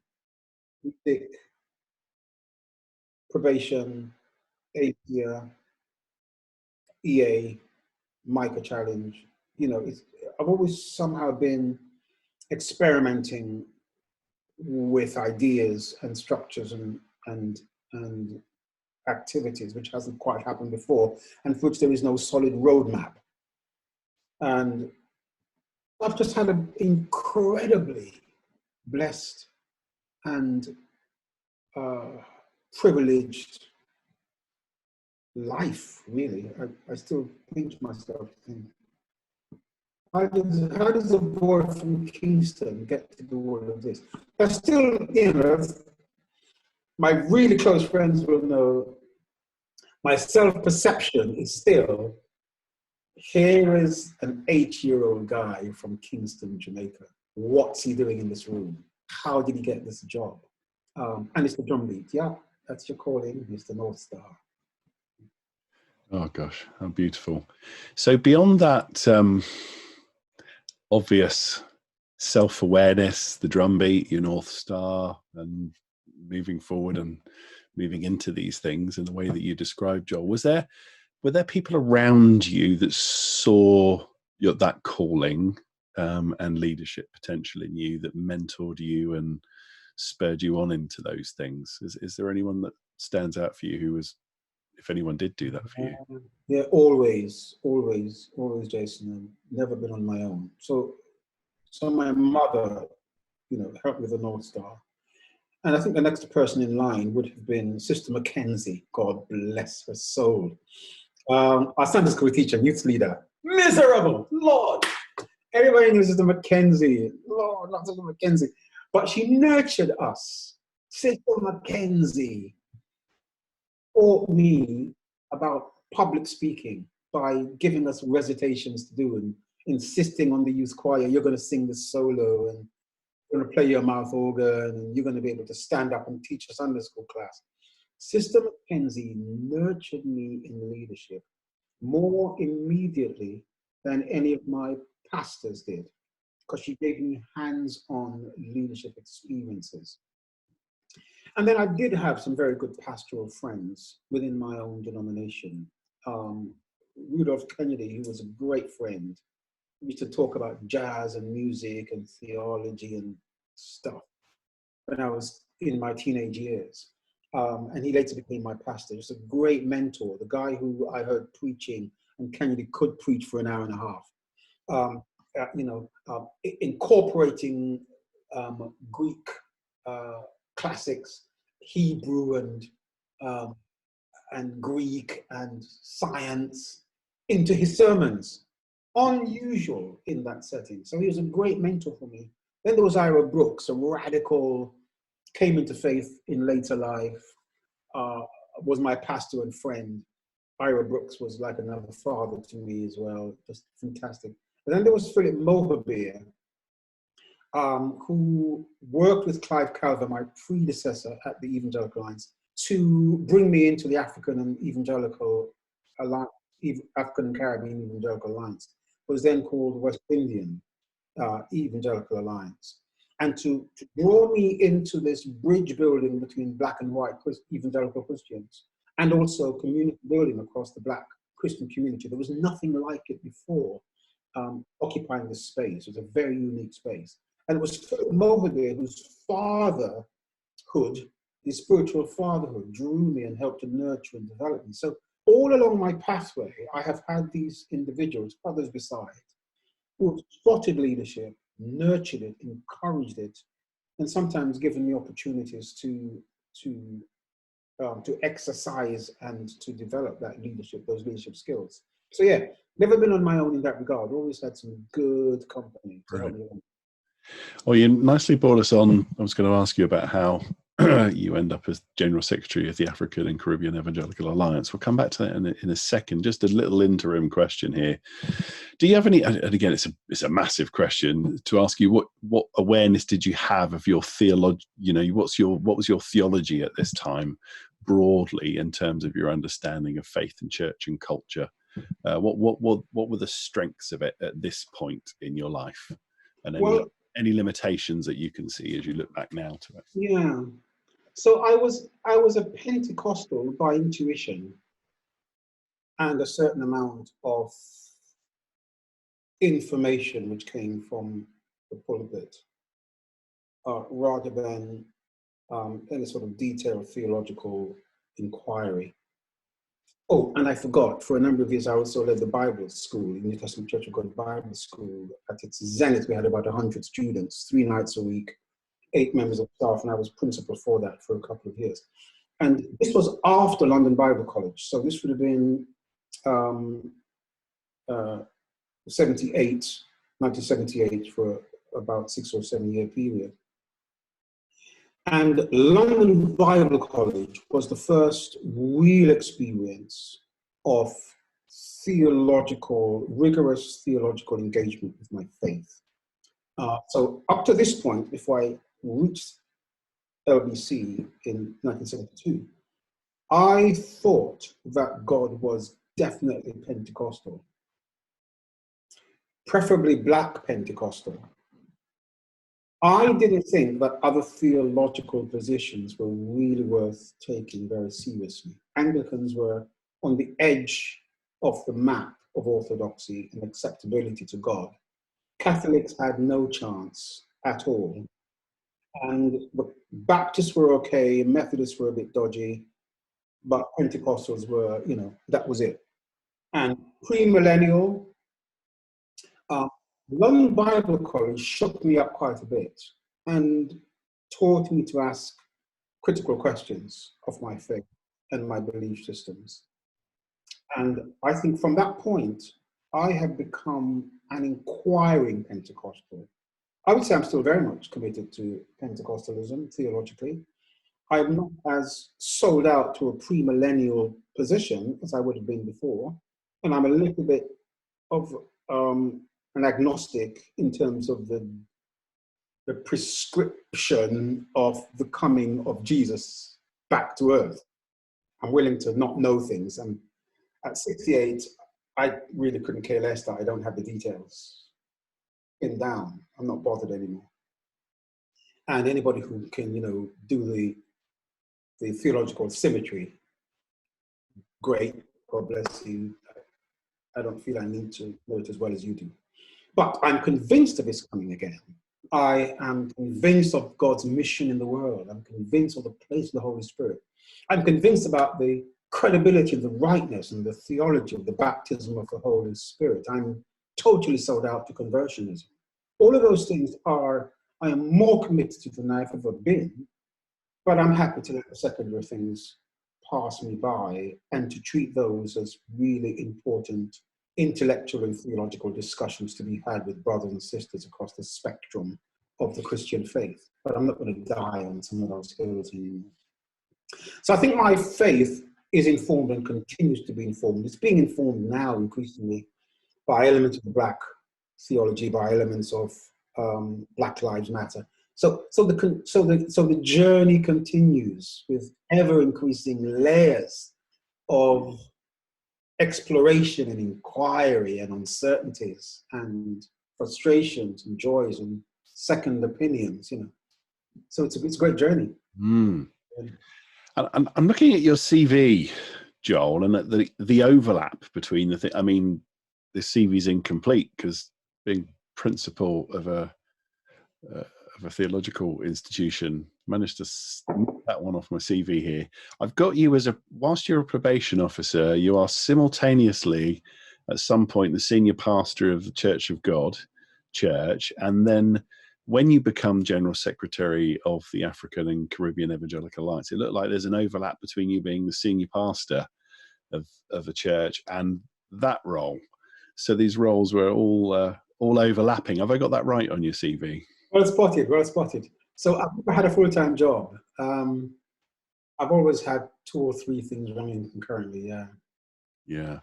And what's, pastor to pastor, I do other things in the academic world, but I always find the pastorate, if I use that term, being anchored in a local church, something important to me, yes. Other than, I don't want to make assumptions about what pastoral ministry meant to you as a probation officer and setting up being the General Secretary of the EA. Let me ask the question that way. What does pastoring mean to you in those phases of life, in the midst of those career transitions? Well, you know, from my teenage years as a Pentecostal in a very closed world of Black Pentecostal experience, I've always been suspicious. I always felt that God should be bigger than this. I'm sure he must be. I'm sure he didn't. I'm sure he visits other places apart from Cleveland, Tennessee. So there's always that suspicion in me, I think. And then the opportunity to do probation work took me out into this whole other world after LBC, you know, this whole other world where a Black woman in her 60s is in Holloway prison, and she's been arrested for possessing cannabis, and she was caught at Heathrow, chucked into prison, and she knows nothing about drugs. Somebody asked her to take a parcel. She, you know, innocently and naively said, yes, of course, and it's drugs, and she doesn't know. She doesn't even know what marijuana is. So how do you leave an interview like that as a probation officer and then turn up as a pastor to preach and do Bible study that night? Or how do you visit some teenager in Holloway Bay Detention Center who's wrestling with addiction and then turn up and preach on, you know, a Friday night? It influences you, it impacts you incredibly. And so for me, the synergy between probation and pastoring, as it was at one stage, and then leaving the probation service, pastoring and head of the African and Caribbean Evangelical Alliance, where now I'm working across all of the Black Christian communities, not just New Testament. And my job here is to integrate our cultural and theological differences of the Black church and begin to build bridges with white evangelicalism. Blows my brain away. And how does that then inform how we do church, how we sing Graham Kendrick in our place? Now, what is the syncopation required for Noel Richards songs here? And how does that theology of Roger and Faith Foster and, you know, integral missions, if you like, and holistic mission begin to inform my preaching and teaching and so on?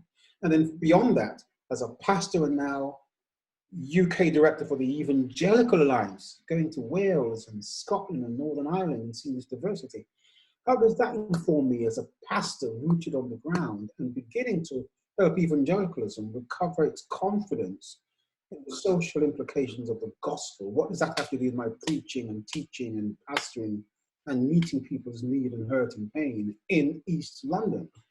So all of these experiences overlap, inform, and this is why I think some people invite me to preach and some don't.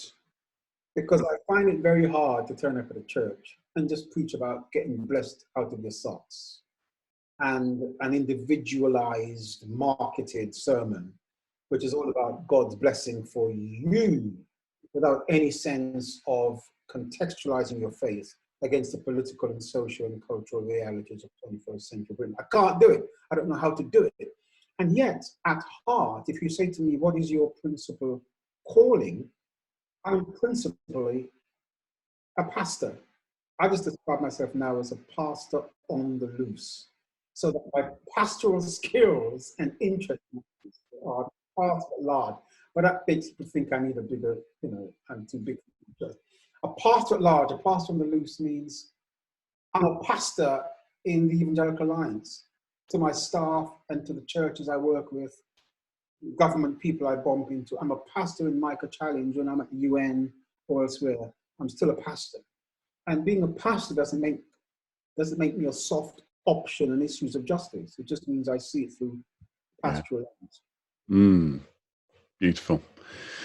So when you are the General Secretary of the African Caribbean Evangelical Alliance, so back in 1988, what were the links between the UK Evangelical Alliance at that point, and what was the distinct focus that you had with what you were doing with the Afro-Caribbean Evangelical Alliance? That was so exciting and tenuous, because what was happening at this stage under the inimitable leadership of my predecessor, Clive Calver, there aren't two of those around anywhere on the planet. Although his son Gavin is, you know, giving him a run for his money as current director of EA. On the Clive, people like Pete Meadows and Mike Morris and other really good guys, Ian Barker and so on, part of that team I joined. There was this resurgence of British evangelicalism, a new confidence, a new understanding of our heritage as people of faith who were integrally engaged in societal issues in the 18th, 19th century and early 20th. And so this recovery of this heritage really led to the explosion of evangelicalism, you know, just before my arrival, plus the growth of the charismatic movement from which EA drew principally, you know, its membership from, meant that the evangelical church was growing massively and growing in confidence and profile as much as numbers, and coming out from the bunkers, really. Evangelicals were no longer necessarily the idiots of the Christian world, the non-thinkers of the Christian world. At the same time, black churches were growing significantly, but there were very few bridges between these communities, and there were very few bridges between the various black church communities. So we were variations on the same theme as black churches, you know, prophecy, Church of God of Prophecy, New Testament Church of God, holiness, Wesleyan holiness, very much the same kind of variation on the same theological and cultural and liturgical themes, but very little interaction apart from concepts. So part of my job was building relationships across these communities. And then the second part of my job was building relationships with the wider Evangelical Alliance community. And so this was done in a number of ways, you know, breakfast meetings, small discussion groups, trying to help black churches to come out from bunkers, to be a part of Salt and Light Conference or Spring Harvest or whatever, and to try and bring individuals together to see eye to eye. And one of the critical things we did, I was extremely proud of this, was a meeting we had called Accord in the early 90s, late 80s, early 90s. And that was to bring black churches together for a celebration which was unprecedented. We did music, we did preaching. Matthew Ashmole of Kingsway was our key preacher for this event, launched at Westminster Central Methodist. We talked about social issues, we had big screen. It was just an unusual thing. The idea here was to bring black churches together, to begin to think theologically. And so, for example, Let's Praise Him Again, one of the earliest books about black worship, which I edited, was our opportunity to talk about our experience of worship, and not just to allow the Clifford Taylor or the Roswell Gerloffs, who were doing fantastic sociological research on black churches, to speak for us, even though they did so very eloquently and scholarly, but for us to begin to say, this is what we think it means to be a black community of faith, and we want others to have the benefit of our theological reflection. So that was a very important part of the work. And then how do you now mix it with the white world of evangelicalism without losing yourself, losing your identity, losing your particularity in that bigger world? And so my job as a part of the leadership team of the Evangelical Alliance then was to bring that blackness in without allowing it to be suffocated by whiteness. Right. And that was fun. Ah, gosh, that must have been an art and a skill to doing that. So Joel, you move on after in that role to say be UK Evangelical Alliance, become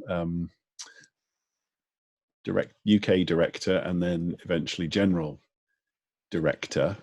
And that your leadership's expanding, your role's expanding. You've already started to mention that, and traveling around the country and meeting, building relationships and other churches. And you're doing this, I'm looking at your CV, you're moving into this role back in 1992 onwards, those new roles. And I don't want to be presumptuous and got to speak in shorthand for this question. And you may not agree with the premise for it, but my perception is, and research for this, is that that's at a time when evangelicalism is in some ways throwing off a skepticism about the world and engaging a lot more in its biblical mandate for a social consciousness. I would refer to people like Rob Warner's study of evangelicalism, if we were having an academic conversation to justify that, and some of those stereotypes of evangelicals not being particularly concerned with politics and social justice. And I could offer some anecdotes of what I remember seeing emerge in the church at that time. Did you see that at all? Did you see that taking place? Did you see a willingness by the church, the evangelical church that you talked was growing and multiplying, turning with confidence to the world to engage in issues of culture and justice? I did. And it was incredibly exciting, really exciting. So to be a part of that vanguard of a re-conscientizing of evangelicalism around social issues, and to understand the social implications of the gospel without becoming victims of a social gospel, was a really important balancing act. And what made the Evangelical Alliance so strategic at this point under Clive's leadership was that we were being informed by history, the history of evangelicalism, not current political opportunism. And we were just rediscovering evangelicals' involvement in abolitionism, not only by white folks, but the Wilberforces, the Shaftesburys, Spurgeons, all of this, the factory reforms and so on, prison reform, all of this became really, really exciting.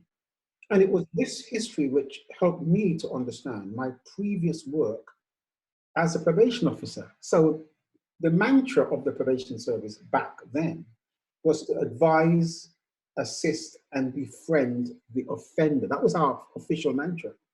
And I only learned later through a book, what's the name, Marshall, Evangelicals and Social Action.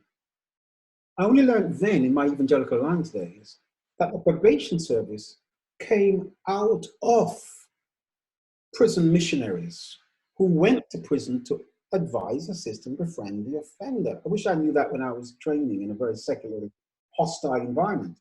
So to rediscover and to be informed by our history was very energizing and emboldened evangelicalism significantly. And so to be a part of that development was important. I think what began to happen then as well was that popular ecumenism, which began early experiences of decline numerically and in terms of its political hold in public discourse, evangelicalism was beginning to eclipse that world. And so it was evangelical pastors and churches and organizations, from care and care for the family to Christians in education, Christians in politics, which was beginning to take on the mantle of social engagement. I remember talking to Jim Wallace around that period, Jim, very involved for many years, people like John Perkins in the US, Ron Sider, who were very much in the vanguard of this kind of development. And Jim Wallace saying to me, Joel, as I travel globally, he said, I am discovering that it's not ecumenical movements which are actually involved so much. It's the evangelical world now leading social engagement. And so to me, this was really, really exciting stuff. So evangelicals we no longer needed an excuse to be engaged in politics or, professional life and so on. And what began to move was that the evangelical right, the conservative evangelical community, who gave us a hard time in those earlier days, also began to shift in this direction. And that was very, very interesting. So, for example, what was known as the British Evangelical Council redesigned itself, reimagined itself, and called itself Affinity. It even dropped the evangelical label altogether. And when you looked at their website, it was almost shadowing the Evangelical Alliance in terms of social engagement, even though they described themselves as gospel churches. So what was really important to us as we hit the 90s was that evangelical witness was no longer shying away from social and political engagement, but actually seeing it as a very central part of our Christian witness.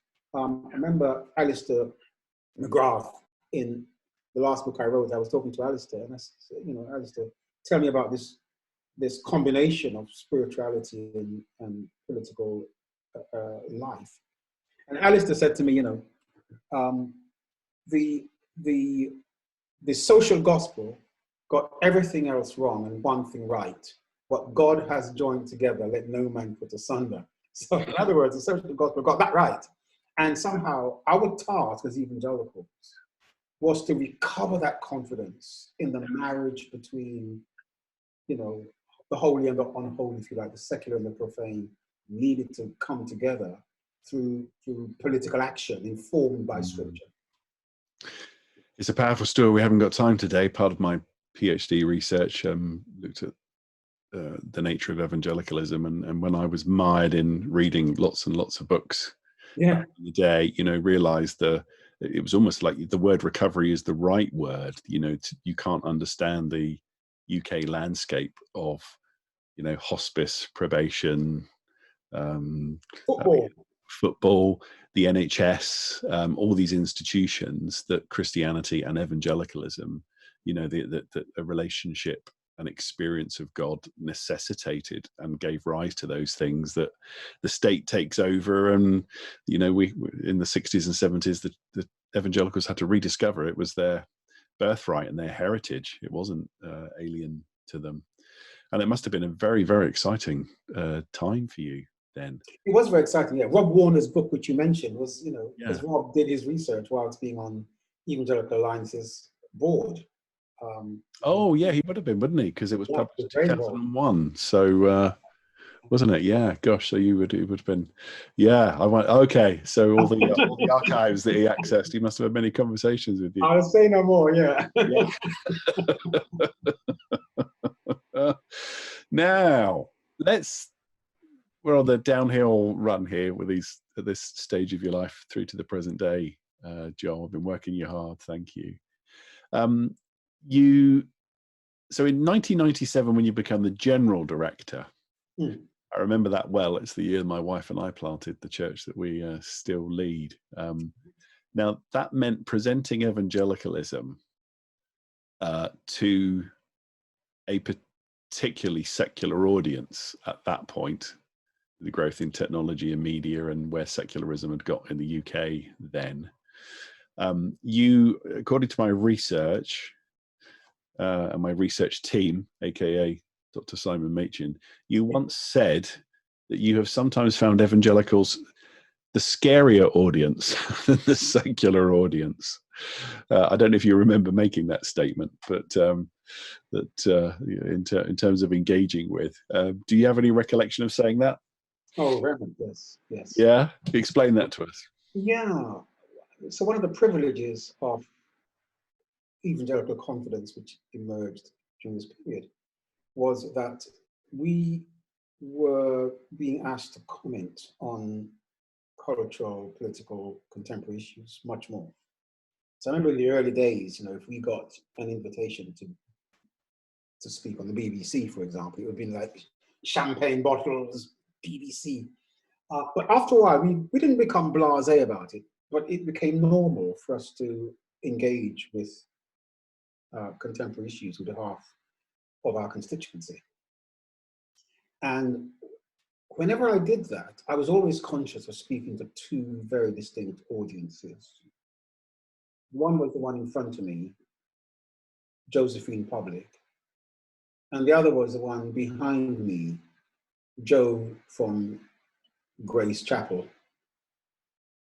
And I was always far more exercised by Joe from Grace Chapel and the run-of-the-mill evangelical than I was the person in front of me.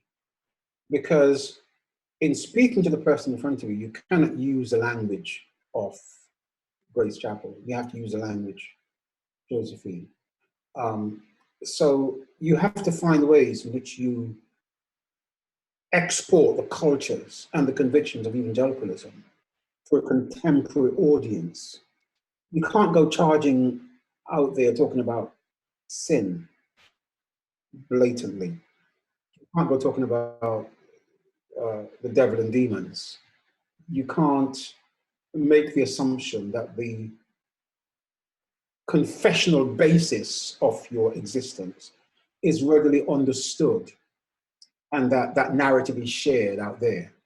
So you have to find other ways of talking about human dysfunctionality rather than human sin. Or you have to say human dysfunctionality, which us Christians would call sin. And you can't have every interview spliced with the message of the cross and Jesus dying on our behalf. But I knew that for some people behind me, if everything you said was vetted, and if you ever missed out a confessional opportunity or a confessional statement, even if the opportunity was not there, somehow you are required by the people behind you to convert a sociological question into an evangelistic opportunity. And I wasn't going to do that. I was going to do it when it was appropriate. I was going to do it when it was required. I was going to do it when it was a missing element of the conversation, but I wasn't going to shoehorn the cross into everything I said in the public sphere. And that's why I always felt the people behind me are far more demanding and sometimes much more judgmental than the folks out there. And so the folks out there might not agree with me, but if I can state my convictions in ways which becomes culturally and intellectually comprehensible to them, then we could have a sensible conversation and we could move towards, you know, the specifics of my confessional basis at a later stage. And so that's why I was always very aware of people behind me. Not all of them, but there was a hardcore who you were guaranteed to get a tough time from. Oh, thank you for explaining that experience, the tightrope you must have walked with great skill, clarity. It's an interesting 20 years. Yeah. So Joel, looking back at your time at the Evangelical Alliance, and you've been quite self-effacing, which is a very British thing to do. If I can ask you, despite that self-effacement, what do you think were your major achievements at your time at the EA? What are you proud of having? Well, let me just differentiate. Some things I'm pleased about, not so much proud, because I don't think I was necessarily the one who made it happen in every instance, but I'm pleased about the much better relationships between Black and white Christians. That community of ACEA EA has so many more relationships going on now, very strong, very mutual, self-respecting relationships. And gone are the days when I was the only Black guy in the room for 6 years or whatever. It's good to see that's no longer the case. I'm really, really happy with that. And if sometimes I wish my predecessor, Philip Mohabe, was around to see this, because this was his heartbeat. This is what he brought me in to be a part of. And so it's happening now organically, it's happening relationally, it's happening in music and friendships in churches. It's just wonderful to see. Maybe the thing is, it's very hard for me to say this is the thing I am most proud of, but I think that if I was a part of helping the evangelical profile in the public square, and there are ways in which I could get away with that even more than Clive did, because I'm Black, that helped a lot. I'm really proud of that. I'm really proud to have been a part of the ascension of evangelicalism in mainstream British society and community, that we're not automatically dismissed as idiots. And maybe the other thing, which I'm very proud of, is the work we did in Micah Challenge. This was the first ever global Christian advocacy as a response to extreme poverty, when we came alongside the world's commitment to reduce extreme poverty by 50% by the year 2015. We brought evangelical consciousness and participation to challenge governments and hold them accountable, East and West, North and South, through some 30 or nearly 40 campaigns over a 10-year period. And to say to governments, you've made a promise, we have a theology where promise keeping is important. That's why we're coming to say, if you've promised to reduce poverty, we are here as Christian communities to hold you accountable for that. That was unprecedented, and I was very, very proud to have been a part of designing and developing and delivering some of that. Thank you, Joel. Well, that was going to be my next question. What does you went on to Micah Challenge, and what was that about, and what did you do? So thank you for telling us that there. And then again, you're a CV. I'm going to move on in a moment to when you become the director of 2015, the director of advocacy at the Christian Solidarity Worldwide. But just before I do that, I want to ask you about your professional life and how you navigate things a little bit, because the way you've described your North Star, and you've talked about how you found the next right thing to do. You haven't pursued things because of great ambitions, but I hear a sense of responsibility and the opportunity. And you talked about being outside your comfort zone and stretched into things, and other people have encouraged you. And you've got all these great works that open into from local to national to international, and working with governments and grassroots changes, and just see that as we've had the opportunity to talk about that today. And you've obviously never shied away from these challenges, and I'll get to the recent things that you're doing as your next challenges in life. So in particular, Joel, through that, got your North Star, your mother, mentors, and all those other things about you. Are there any other motivations that keep you going? Because I can just use a few sentences there for all of those things.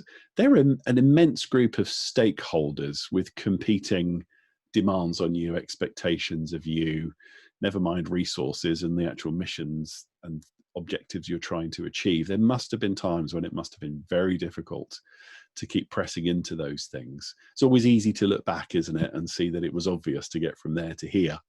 But what other things kept you going? Not much else. No.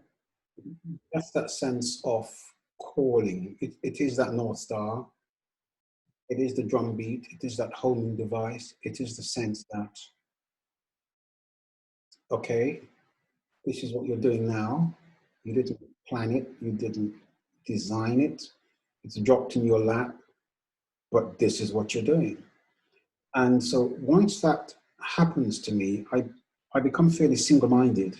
I drive very hard, and I'm driven. People like me and supremely folks like the Steve Chalks of this world, which are not too many, are driven from within. So once, and if you're creative, as some of us are, you can see things slightly ahead of the game, then you're driven by that. It becomes not obsessional, but highly motivational.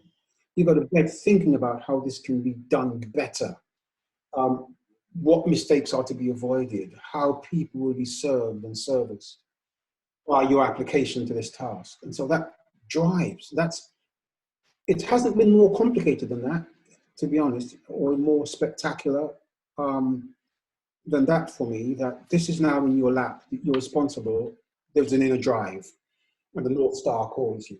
And you have no idea where it's going necessarily, or what you might get out of it.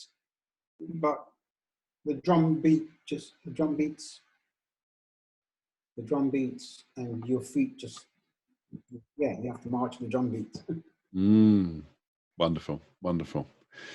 So, Joe, I mean, again, this would be a question for a whole interview, the insufficiency, but of being able to just drop this in here near the end now.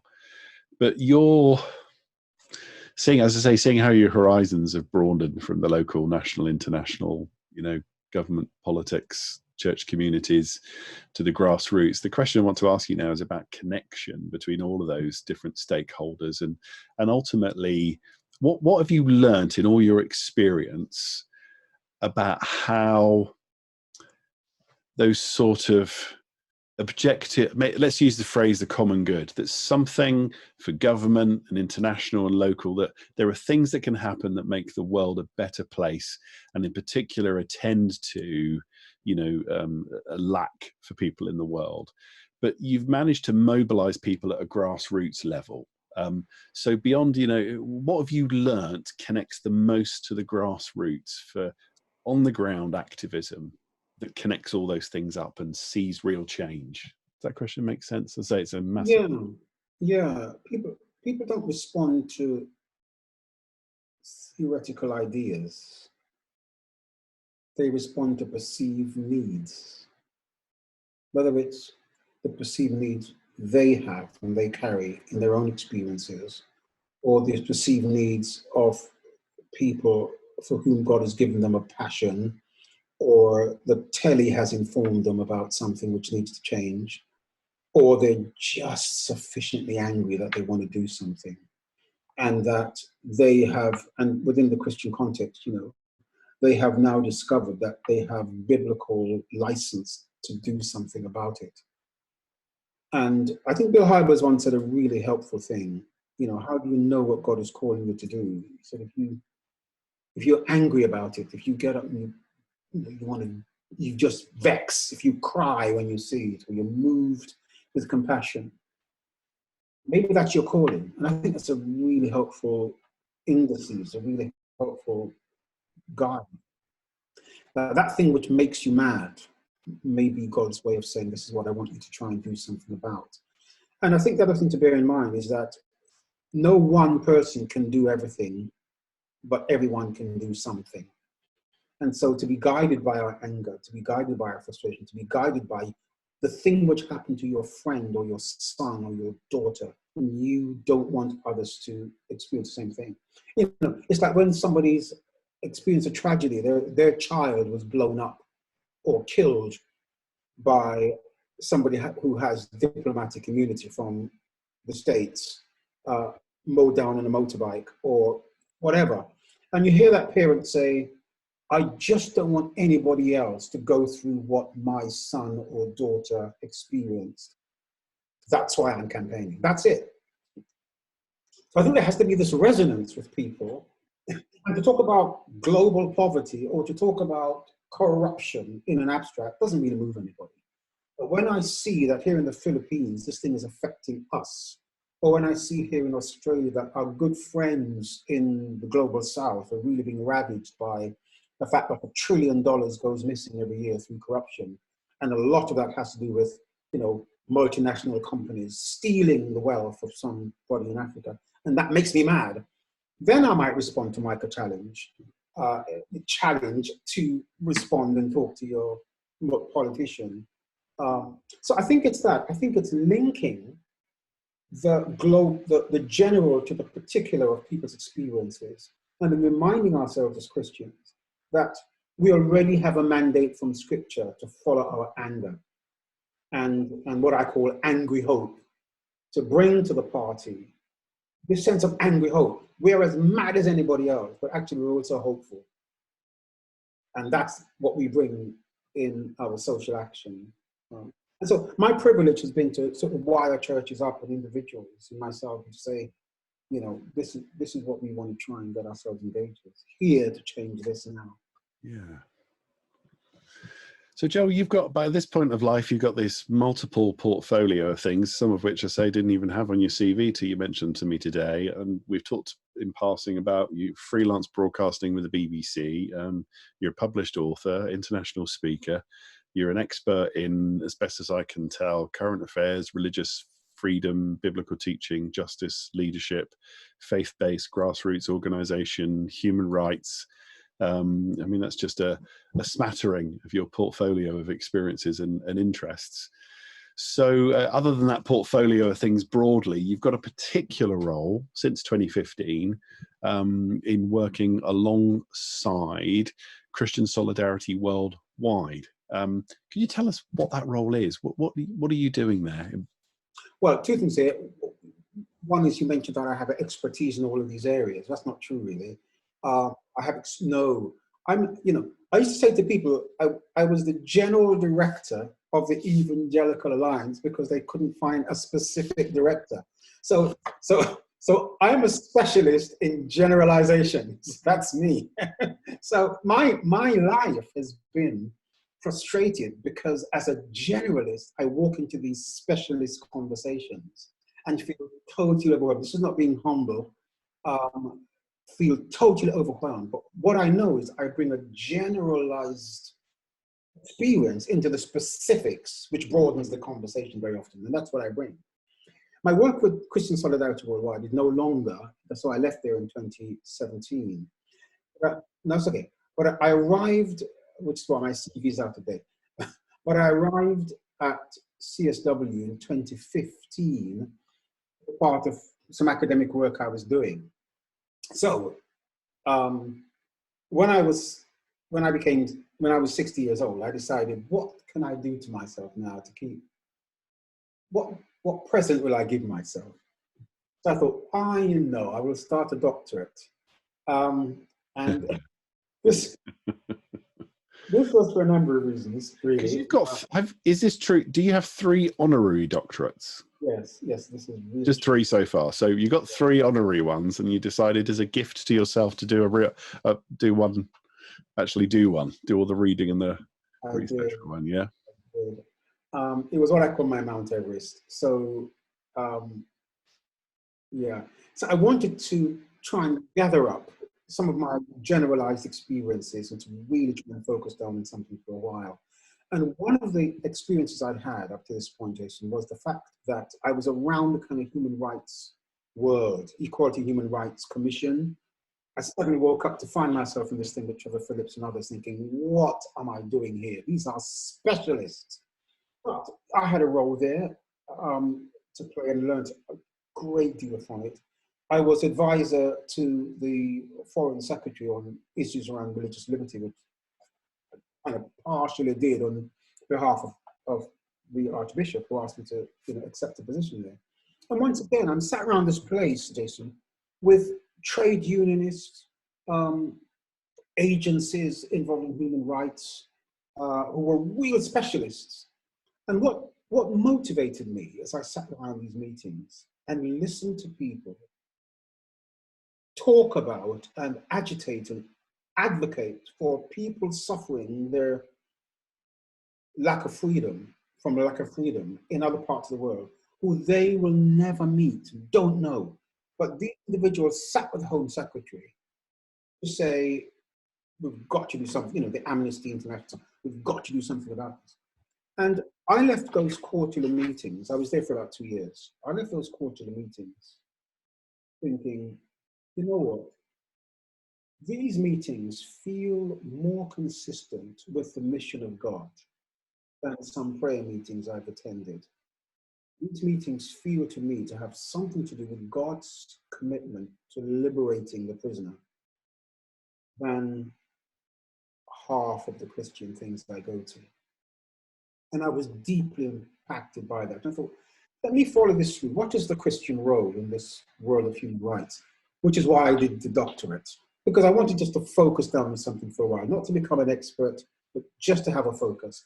And also, Jason, because I was transitioning. So the second reason for getting involved in this was that, if you're 60 and you're heading towards what's formerly called retirement, how do you now begin to try and focus down a little so that you're not running after every agenda, but you try and give yourself to something for the remaining years? And I wanted to try and look at this area academically for a while. that brought me to Christian Solidarity Worldwide as a specialist evangelical Christian organization, not just doing human rights generically, but focusing very particularly on freedom of religion or belief. That is Article 18 of the Universal Declaration of Human Rights, that everybody has the right to choose and change religion without persecution, and so forth. So this is what motivated me to Christian Solidarity. I found it a fantastic experience. I was there for about a year and a half as a researcher. They brought me on staff. So for a while I was researcher staff for about 18 months, heading up their strategy, but also working with them through a massive transition in terms of leadership and structure and so on. So I was there as advisor and then director of advocacy, kind of outside of my comfort zone again, because these are really able and skilled researchers and advocates. I mean, just top of the rack, really. So I was there facilitating, helping to develop that for a year and a half. I left in November 2017 for two reasons. One is I had a back operation, back surgery then, and also because I was beginning the write-up for my thesis, and I felt, okay, a little bit of a distance now would be a good thing. But we're still in touch. I have tremendous respect for the uniqueness of what they do. Brilliant. So you completed your doctorate of theology and ministry in Durham University 2019, and as I understand it, it's an exploration into Christian engagement in freedom of religion or belief. Could you, I'll give you the elevator, you should be able to do this now after all these years and having finished. Could you give me a summary of your thesis? Yeah, the summary of my thesis, yeah, is asking a critical question: why should Christians become involved in defending the religious freedom of people of all faiths or none? So that even where somebody's faith might be antagonistic to your faith, why should you be defending their freedom of conscience and freedom of religion? And the reason, in summary, drawing from the sort of empirical evidence I pulled from my time with CSW and others, basically is summarized in two theological ideas. The first was this idea that everybody shares the image of God. So it's, if you like, Christian anthropology. So because we all share God's image, we all have the right to be defended, but we also have the right to partner in the defense of others. And therefore Christians have a theological, missiological mandate to work with people of all faiths or none to secure that.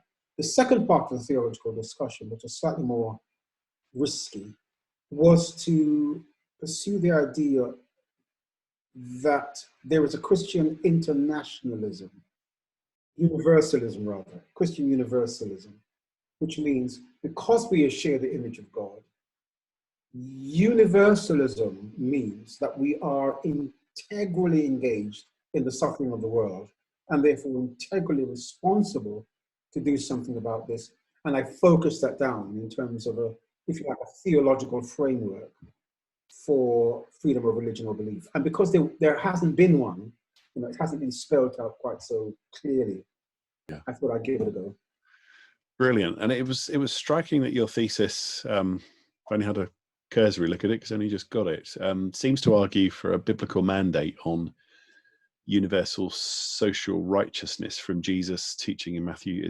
I mean, you explicitly reference Matthew 25, Jesus' apocalyptic teaching there, where, acts of mercy and peacemaking by people who knew Jesus and didn't know Jesus. And you seem very keen to place personal salvation in the context of social revolution and justice. Would that be a right reading of you at that point, Joel? Yeah, I would nuance it. I would say that I worked quite hard on the thesis because, I'm assuming that my primary audience is going to be evangelical people.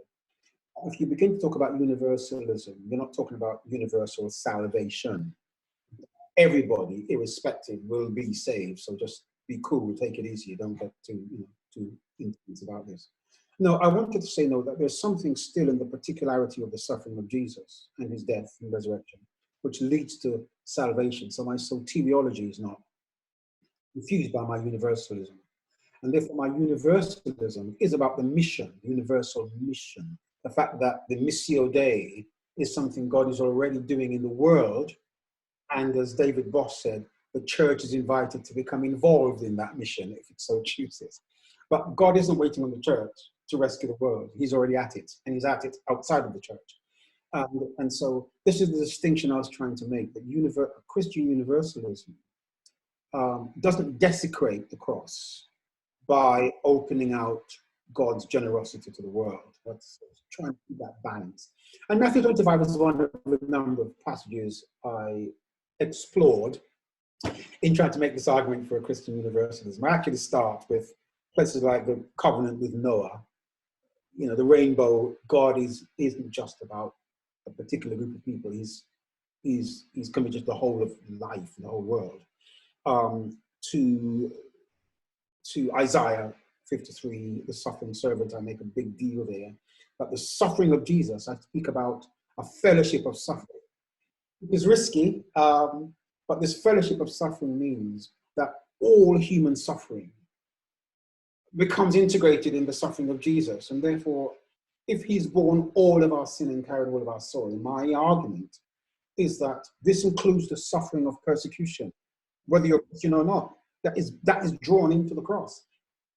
And that this universality also then comes out into Jesus's ethical teachings. So I begin with the Sermon on the Mount, Matthew 5-7, and try to make some arguments there that although this is addressed to his disciples, it has resonance, ethical resonance for everybody and anybody, in the same way that the Ten Commandments applies to the world, if you like.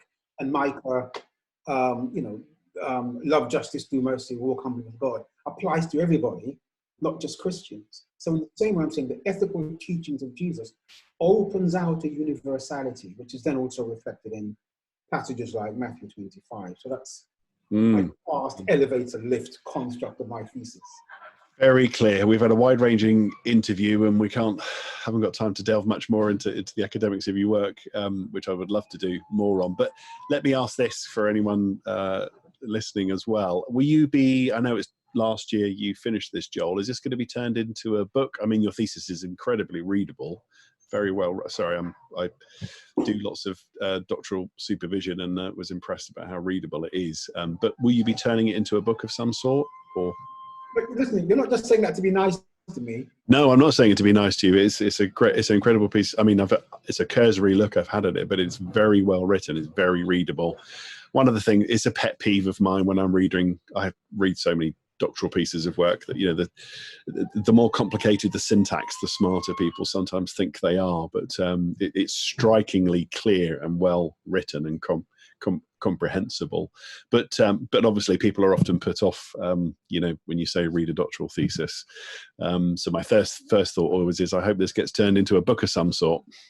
Are you working on that? I have two writing projects which I'm considering at the current time, and or three, but that's one of them.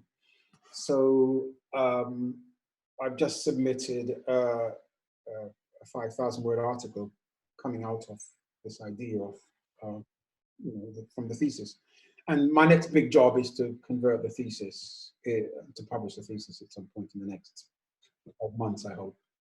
I want to ask you if you're really serious about it, because you have no idea how important that is to me, to hear that it's readable. Really? Have you not heard that from others who've engaged with it? No, I just wrestled with it. I think, 6 months, 8 months out of finishing that thesis, I don't think you'd have been saying that at all, mate. And this is a word for anybody out there who's listening to this and think, oh my goodness, I could never do any kind of academic stuff. Listen, I struggled. My two supervisors had a tough time with me.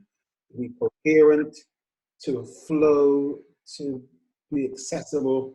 They beat me up badly. And right up to the final writing, the final write-up stage, I was struggling, Jason, struggling.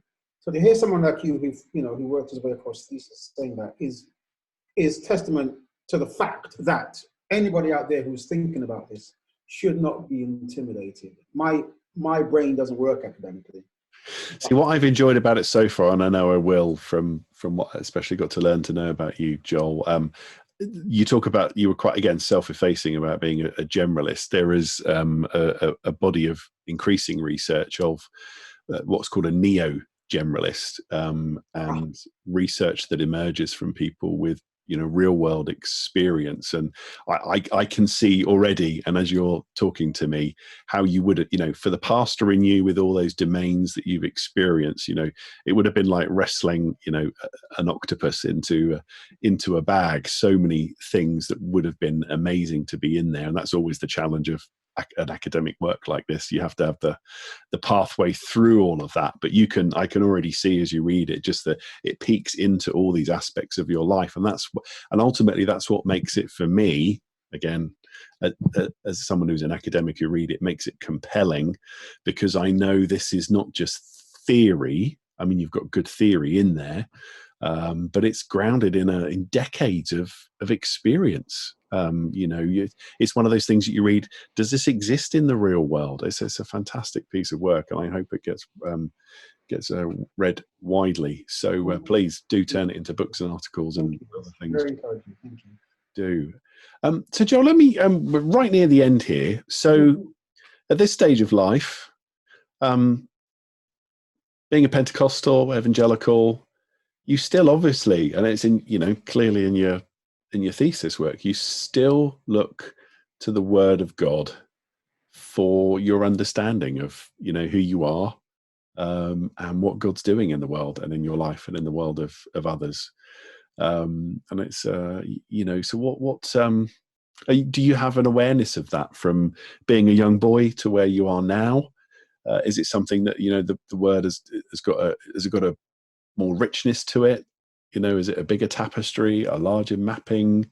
What does the Word of God mean to you at this point of life in what you're doing? Yeah, bigger tapestry. It's there in the drumbeat. There in the drumbeat. And it has come home to me with particular urgency now, as I listen, like everyone else, to what is happening across our world, and especially events of the past 6 months or so.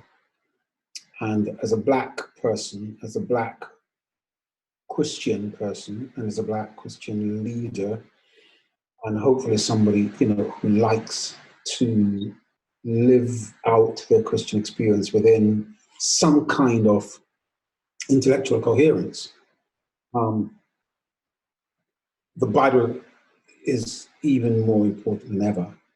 And what makes it exciting is that the Bible is not just about propositional things which we hold on to blindly and with no cultural movement within it. So here's the Word of God. If it's good enough for Paul, it's good enough for me. That just won't do. That just won't do. It actually demeans the richness and the adaptability of truth to current circumstances.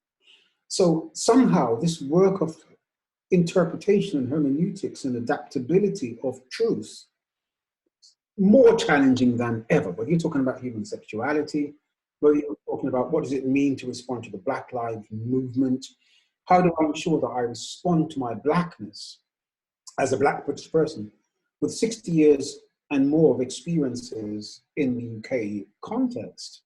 How do I respond to that, not sociologically or motivated by identity politics, but actually motivated by how the Bible applies itself and how the Bible informs me about what it means to be a Black person in contemporary Britain and in the world today? And how do I maintain this equilibrium between Bible and Blackness? So that the one informs the other, the one draws from the other. And still the concept of truth is still an intellectual currency I work with. And inspiration is still a currency I work with. I've never been so challenged as I am now. events and the Bible are asking me again new questions about what it means to be a biblical Black person. Yeah. Do you know, wouldn't that make a great book title? Between Bible and Blackness. I may change my book title then, because one of the two pieces I'm working on just now is I think I'm calling Black Flow. Black Flow as in FLOW, not FLO, a Black woman. So I'm trying to wrestle with some of these issues. So I need to turn that in next year. Joel, there's so many questions I want to ask you. You've got three left here. Thank you. You've been great. One, let's finish off with, so, you know, this sort of heyday of evangelicalism in its history that you emerge as director in, and excitement and stuff. And you and I both know we've been party to them in the last 20 years. It's a big part of my academic research coming up from being a pastor of some of the anxieties of evangelicals in a, you know, postmodern secular environment, and a loss of confidence in who they are has been particularly prevalent in the last 20 years. So what would you see as the strengths of evangelicals at the moment, and some of the challenges at the moment in your position as an elder statesman? I'm sure you've been pulled into rooms for conversations to speak to the younger next generation about the opportunities they've got, but the challenges that they may face. How do you see the landscape? I think the biggest single challenge for authentic Christian faith, evangelical Christian faith, are not mutually exclusive, is the challenge of translation. How do we become good translators so that we are translating biblical ideas, propositional ideas to the culture in ways which they can understand and reject or receive, but knowing what they're rejecting and what they're receiving. And to translate the noises and the screaming and the joys of our world to Christian formation and thinking. And this work of translation, and as we all know, translation is more than the vocabulary of another language. It's the culture, it's the humor, it's nuances, it's the history, it's the politics of another experience. How we translate the experience of a 2,000-year-old document in such a way that it's commendable and accessible is, I think, the biggest single challenge as I see it in the 21st century. And once again, you know, whether you're talking about issues around identity politics, LGBTQ+, whatever you're talking about, how do we try and find a space to be heard? And I think that is a particularly significant challenge for sort of millennials and younger Christians, because the temptation is to dump the ideas of propositional truth, to say, it's all right, innit? He's my mate, so it must be okay. She's a nice person, so it's got to be all right. What does that mean for discipleship formation in the next 20 years? And how do we hold on to these abiding truths without becoming relics, Jurassic relics? So, penultimate question. In a time of crisis like this, we're recording this in the midst of the pandemic, still, it can be difficult to concentrate on positives, can't it? So, what do you think has been the greatest cultural or religious advance? So this is my question. Speak to something positive in the midst of all that's going on, and at this moment that we're marking in this recording, that somebody may be listening to this 10 years hence, 2 years hence. But what do you think have been the greatest cultural or religious advances in modern Britain since you moved here? You may have already articulated some of those, but cultural or religious advances? Yeah, advances. So you've arrived here as an 8-year-old boy. You said you're 68 now, Joel. You've seen 60 years. And with all that overview of culture, politics, religion, the church, what have been the most amazing transformations and changes, advances? If you had to put your finger on one thing. Yeah, I think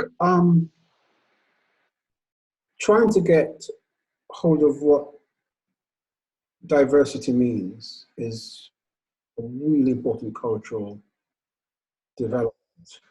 For me, I think it's the potential salvation of our futures together, and a signal of hope together. So tolerance, no, not so much tolerance. Equality is always a problem. I think Roy Triggs in his book, Humanism and Equality, makes the point that when you have, it's not human rights which is the problem, but it's equalities which comes into the human rights debate. So whose human rights, if equalities always clash? Is it the rights of the church versus the rights of atheists? It's always going to be a problem. Or if we're looking at conversations once again about human sexuality or racism, these are always conflicting ideas. But I think diversity offers us another route to deal with otherness and differentness. And if we could get hold of diversity, by which we are allowed to be authentically different in the landscape we share together, that for me gives me a sense of hope that people can be different. And we're seeing this coming through. We don't have to have a BBC accent to work with the BBC anymore.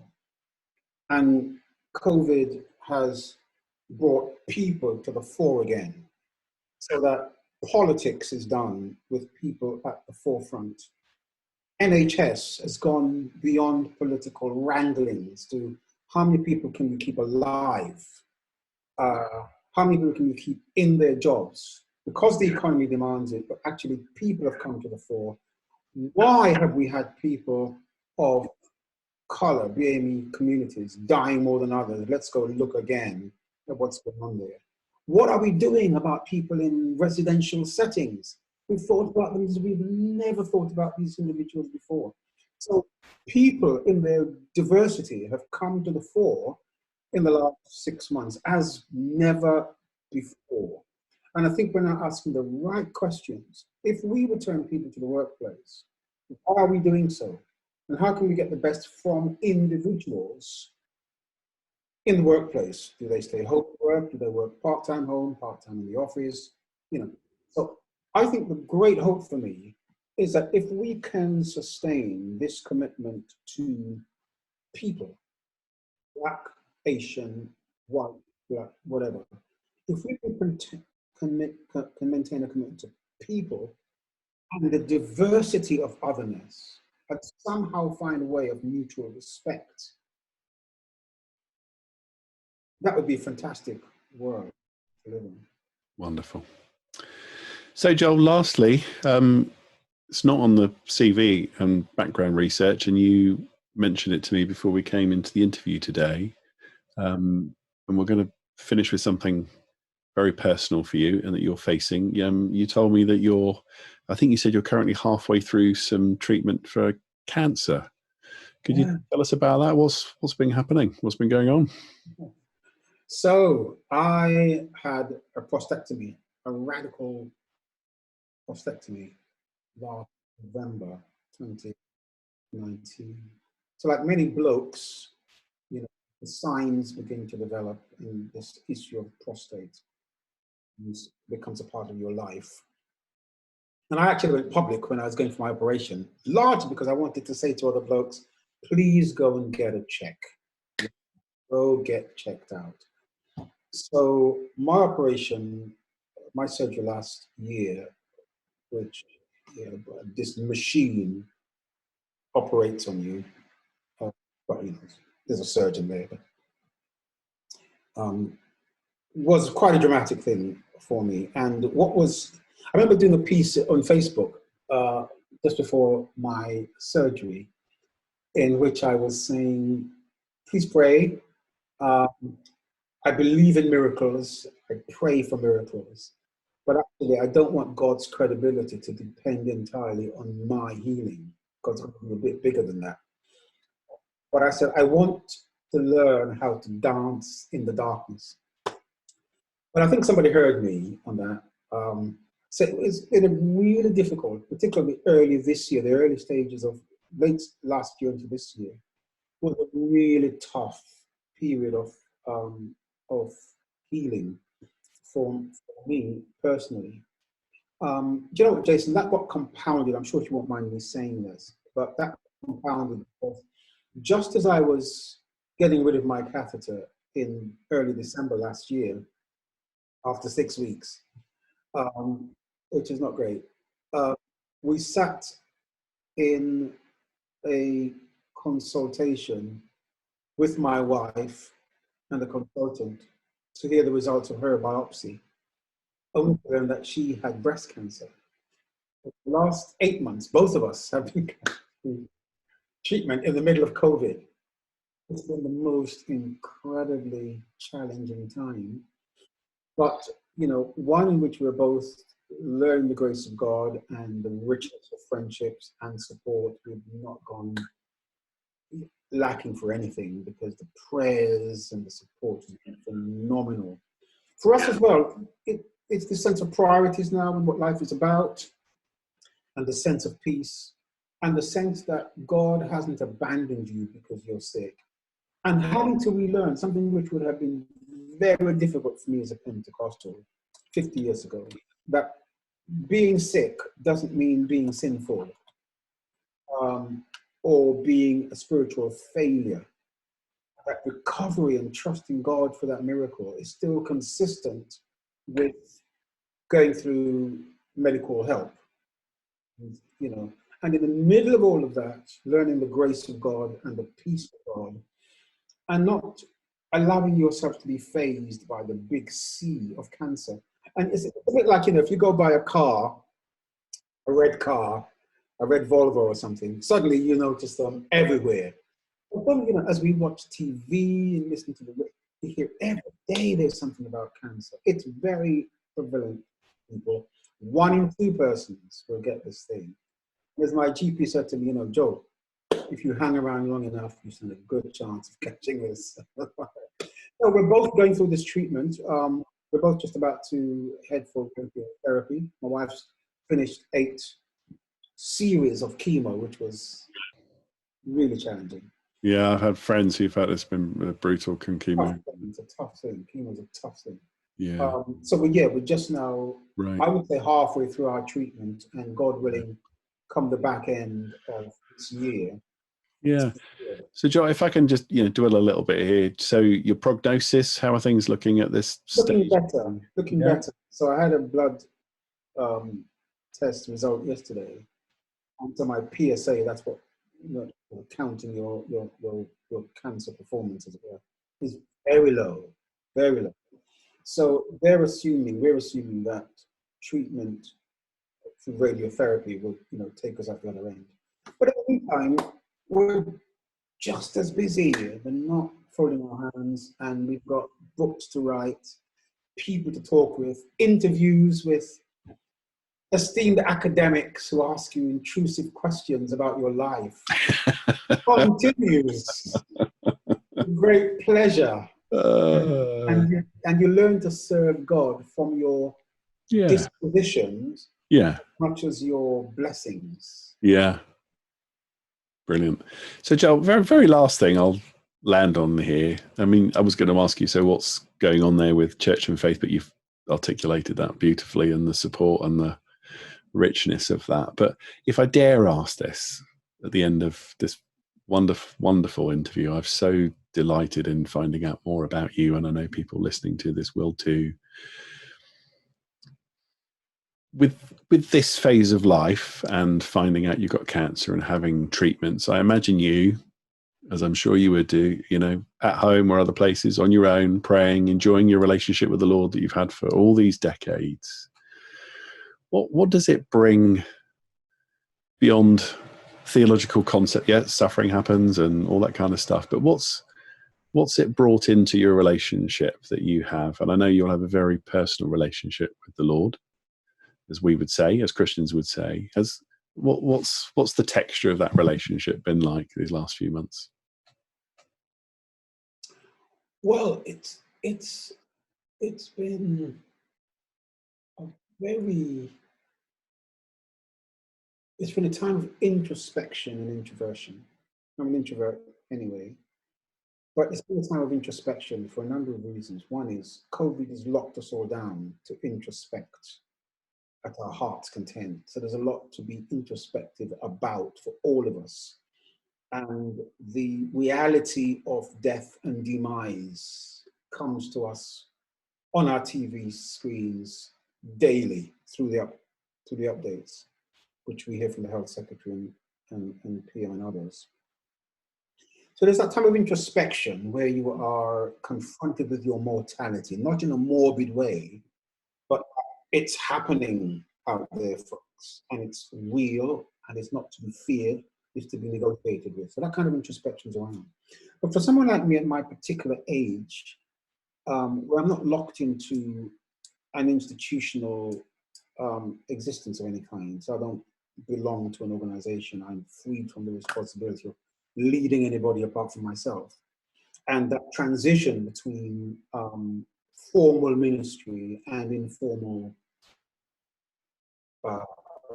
roles, which still come along quite helpfully, and in a way which is very privileged. There is that time of, okay, so what is life about now? What is ministry, and what does the future look like, and where should you be putting your efforts?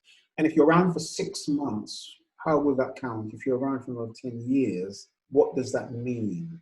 And so for me, this period of reflection and healing has also been accompanied by the introspection about the North Star. What does a North Star mean now at 68? And what's the drumbeat saying at 68, which is not the same as it was at 40? And that's a great thing.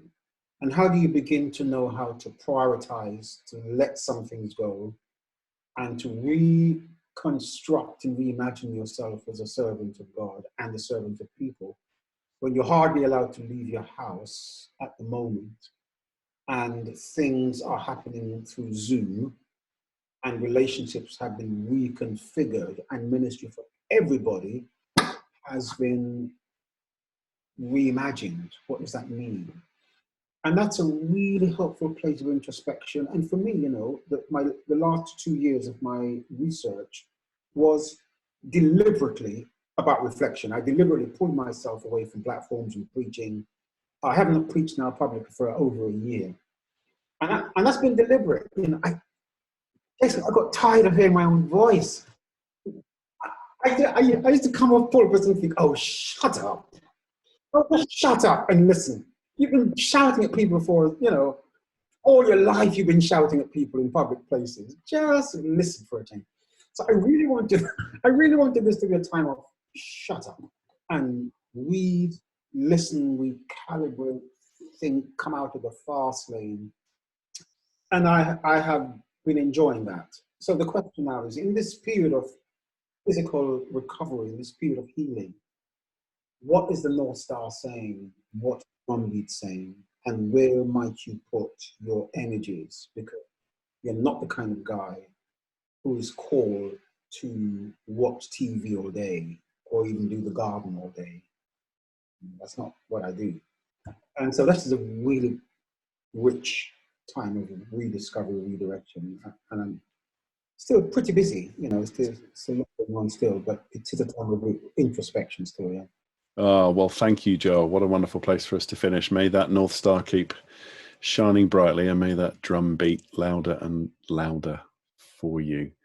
It's been a privilege for this long form interview to unpack just the tip of the iceberg of your whole life and so many things that make you, you. It really has been an honor. So thank you very much, Joel. Bless you, and thank you again.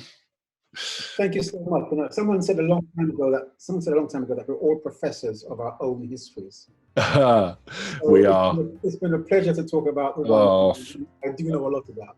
Thank you. thank you so much, Joel. Thank you. And and again, prayers and blessings for all the treatments and everything that you're facing. And thank you again for your time here. It's been fantastic. Bye.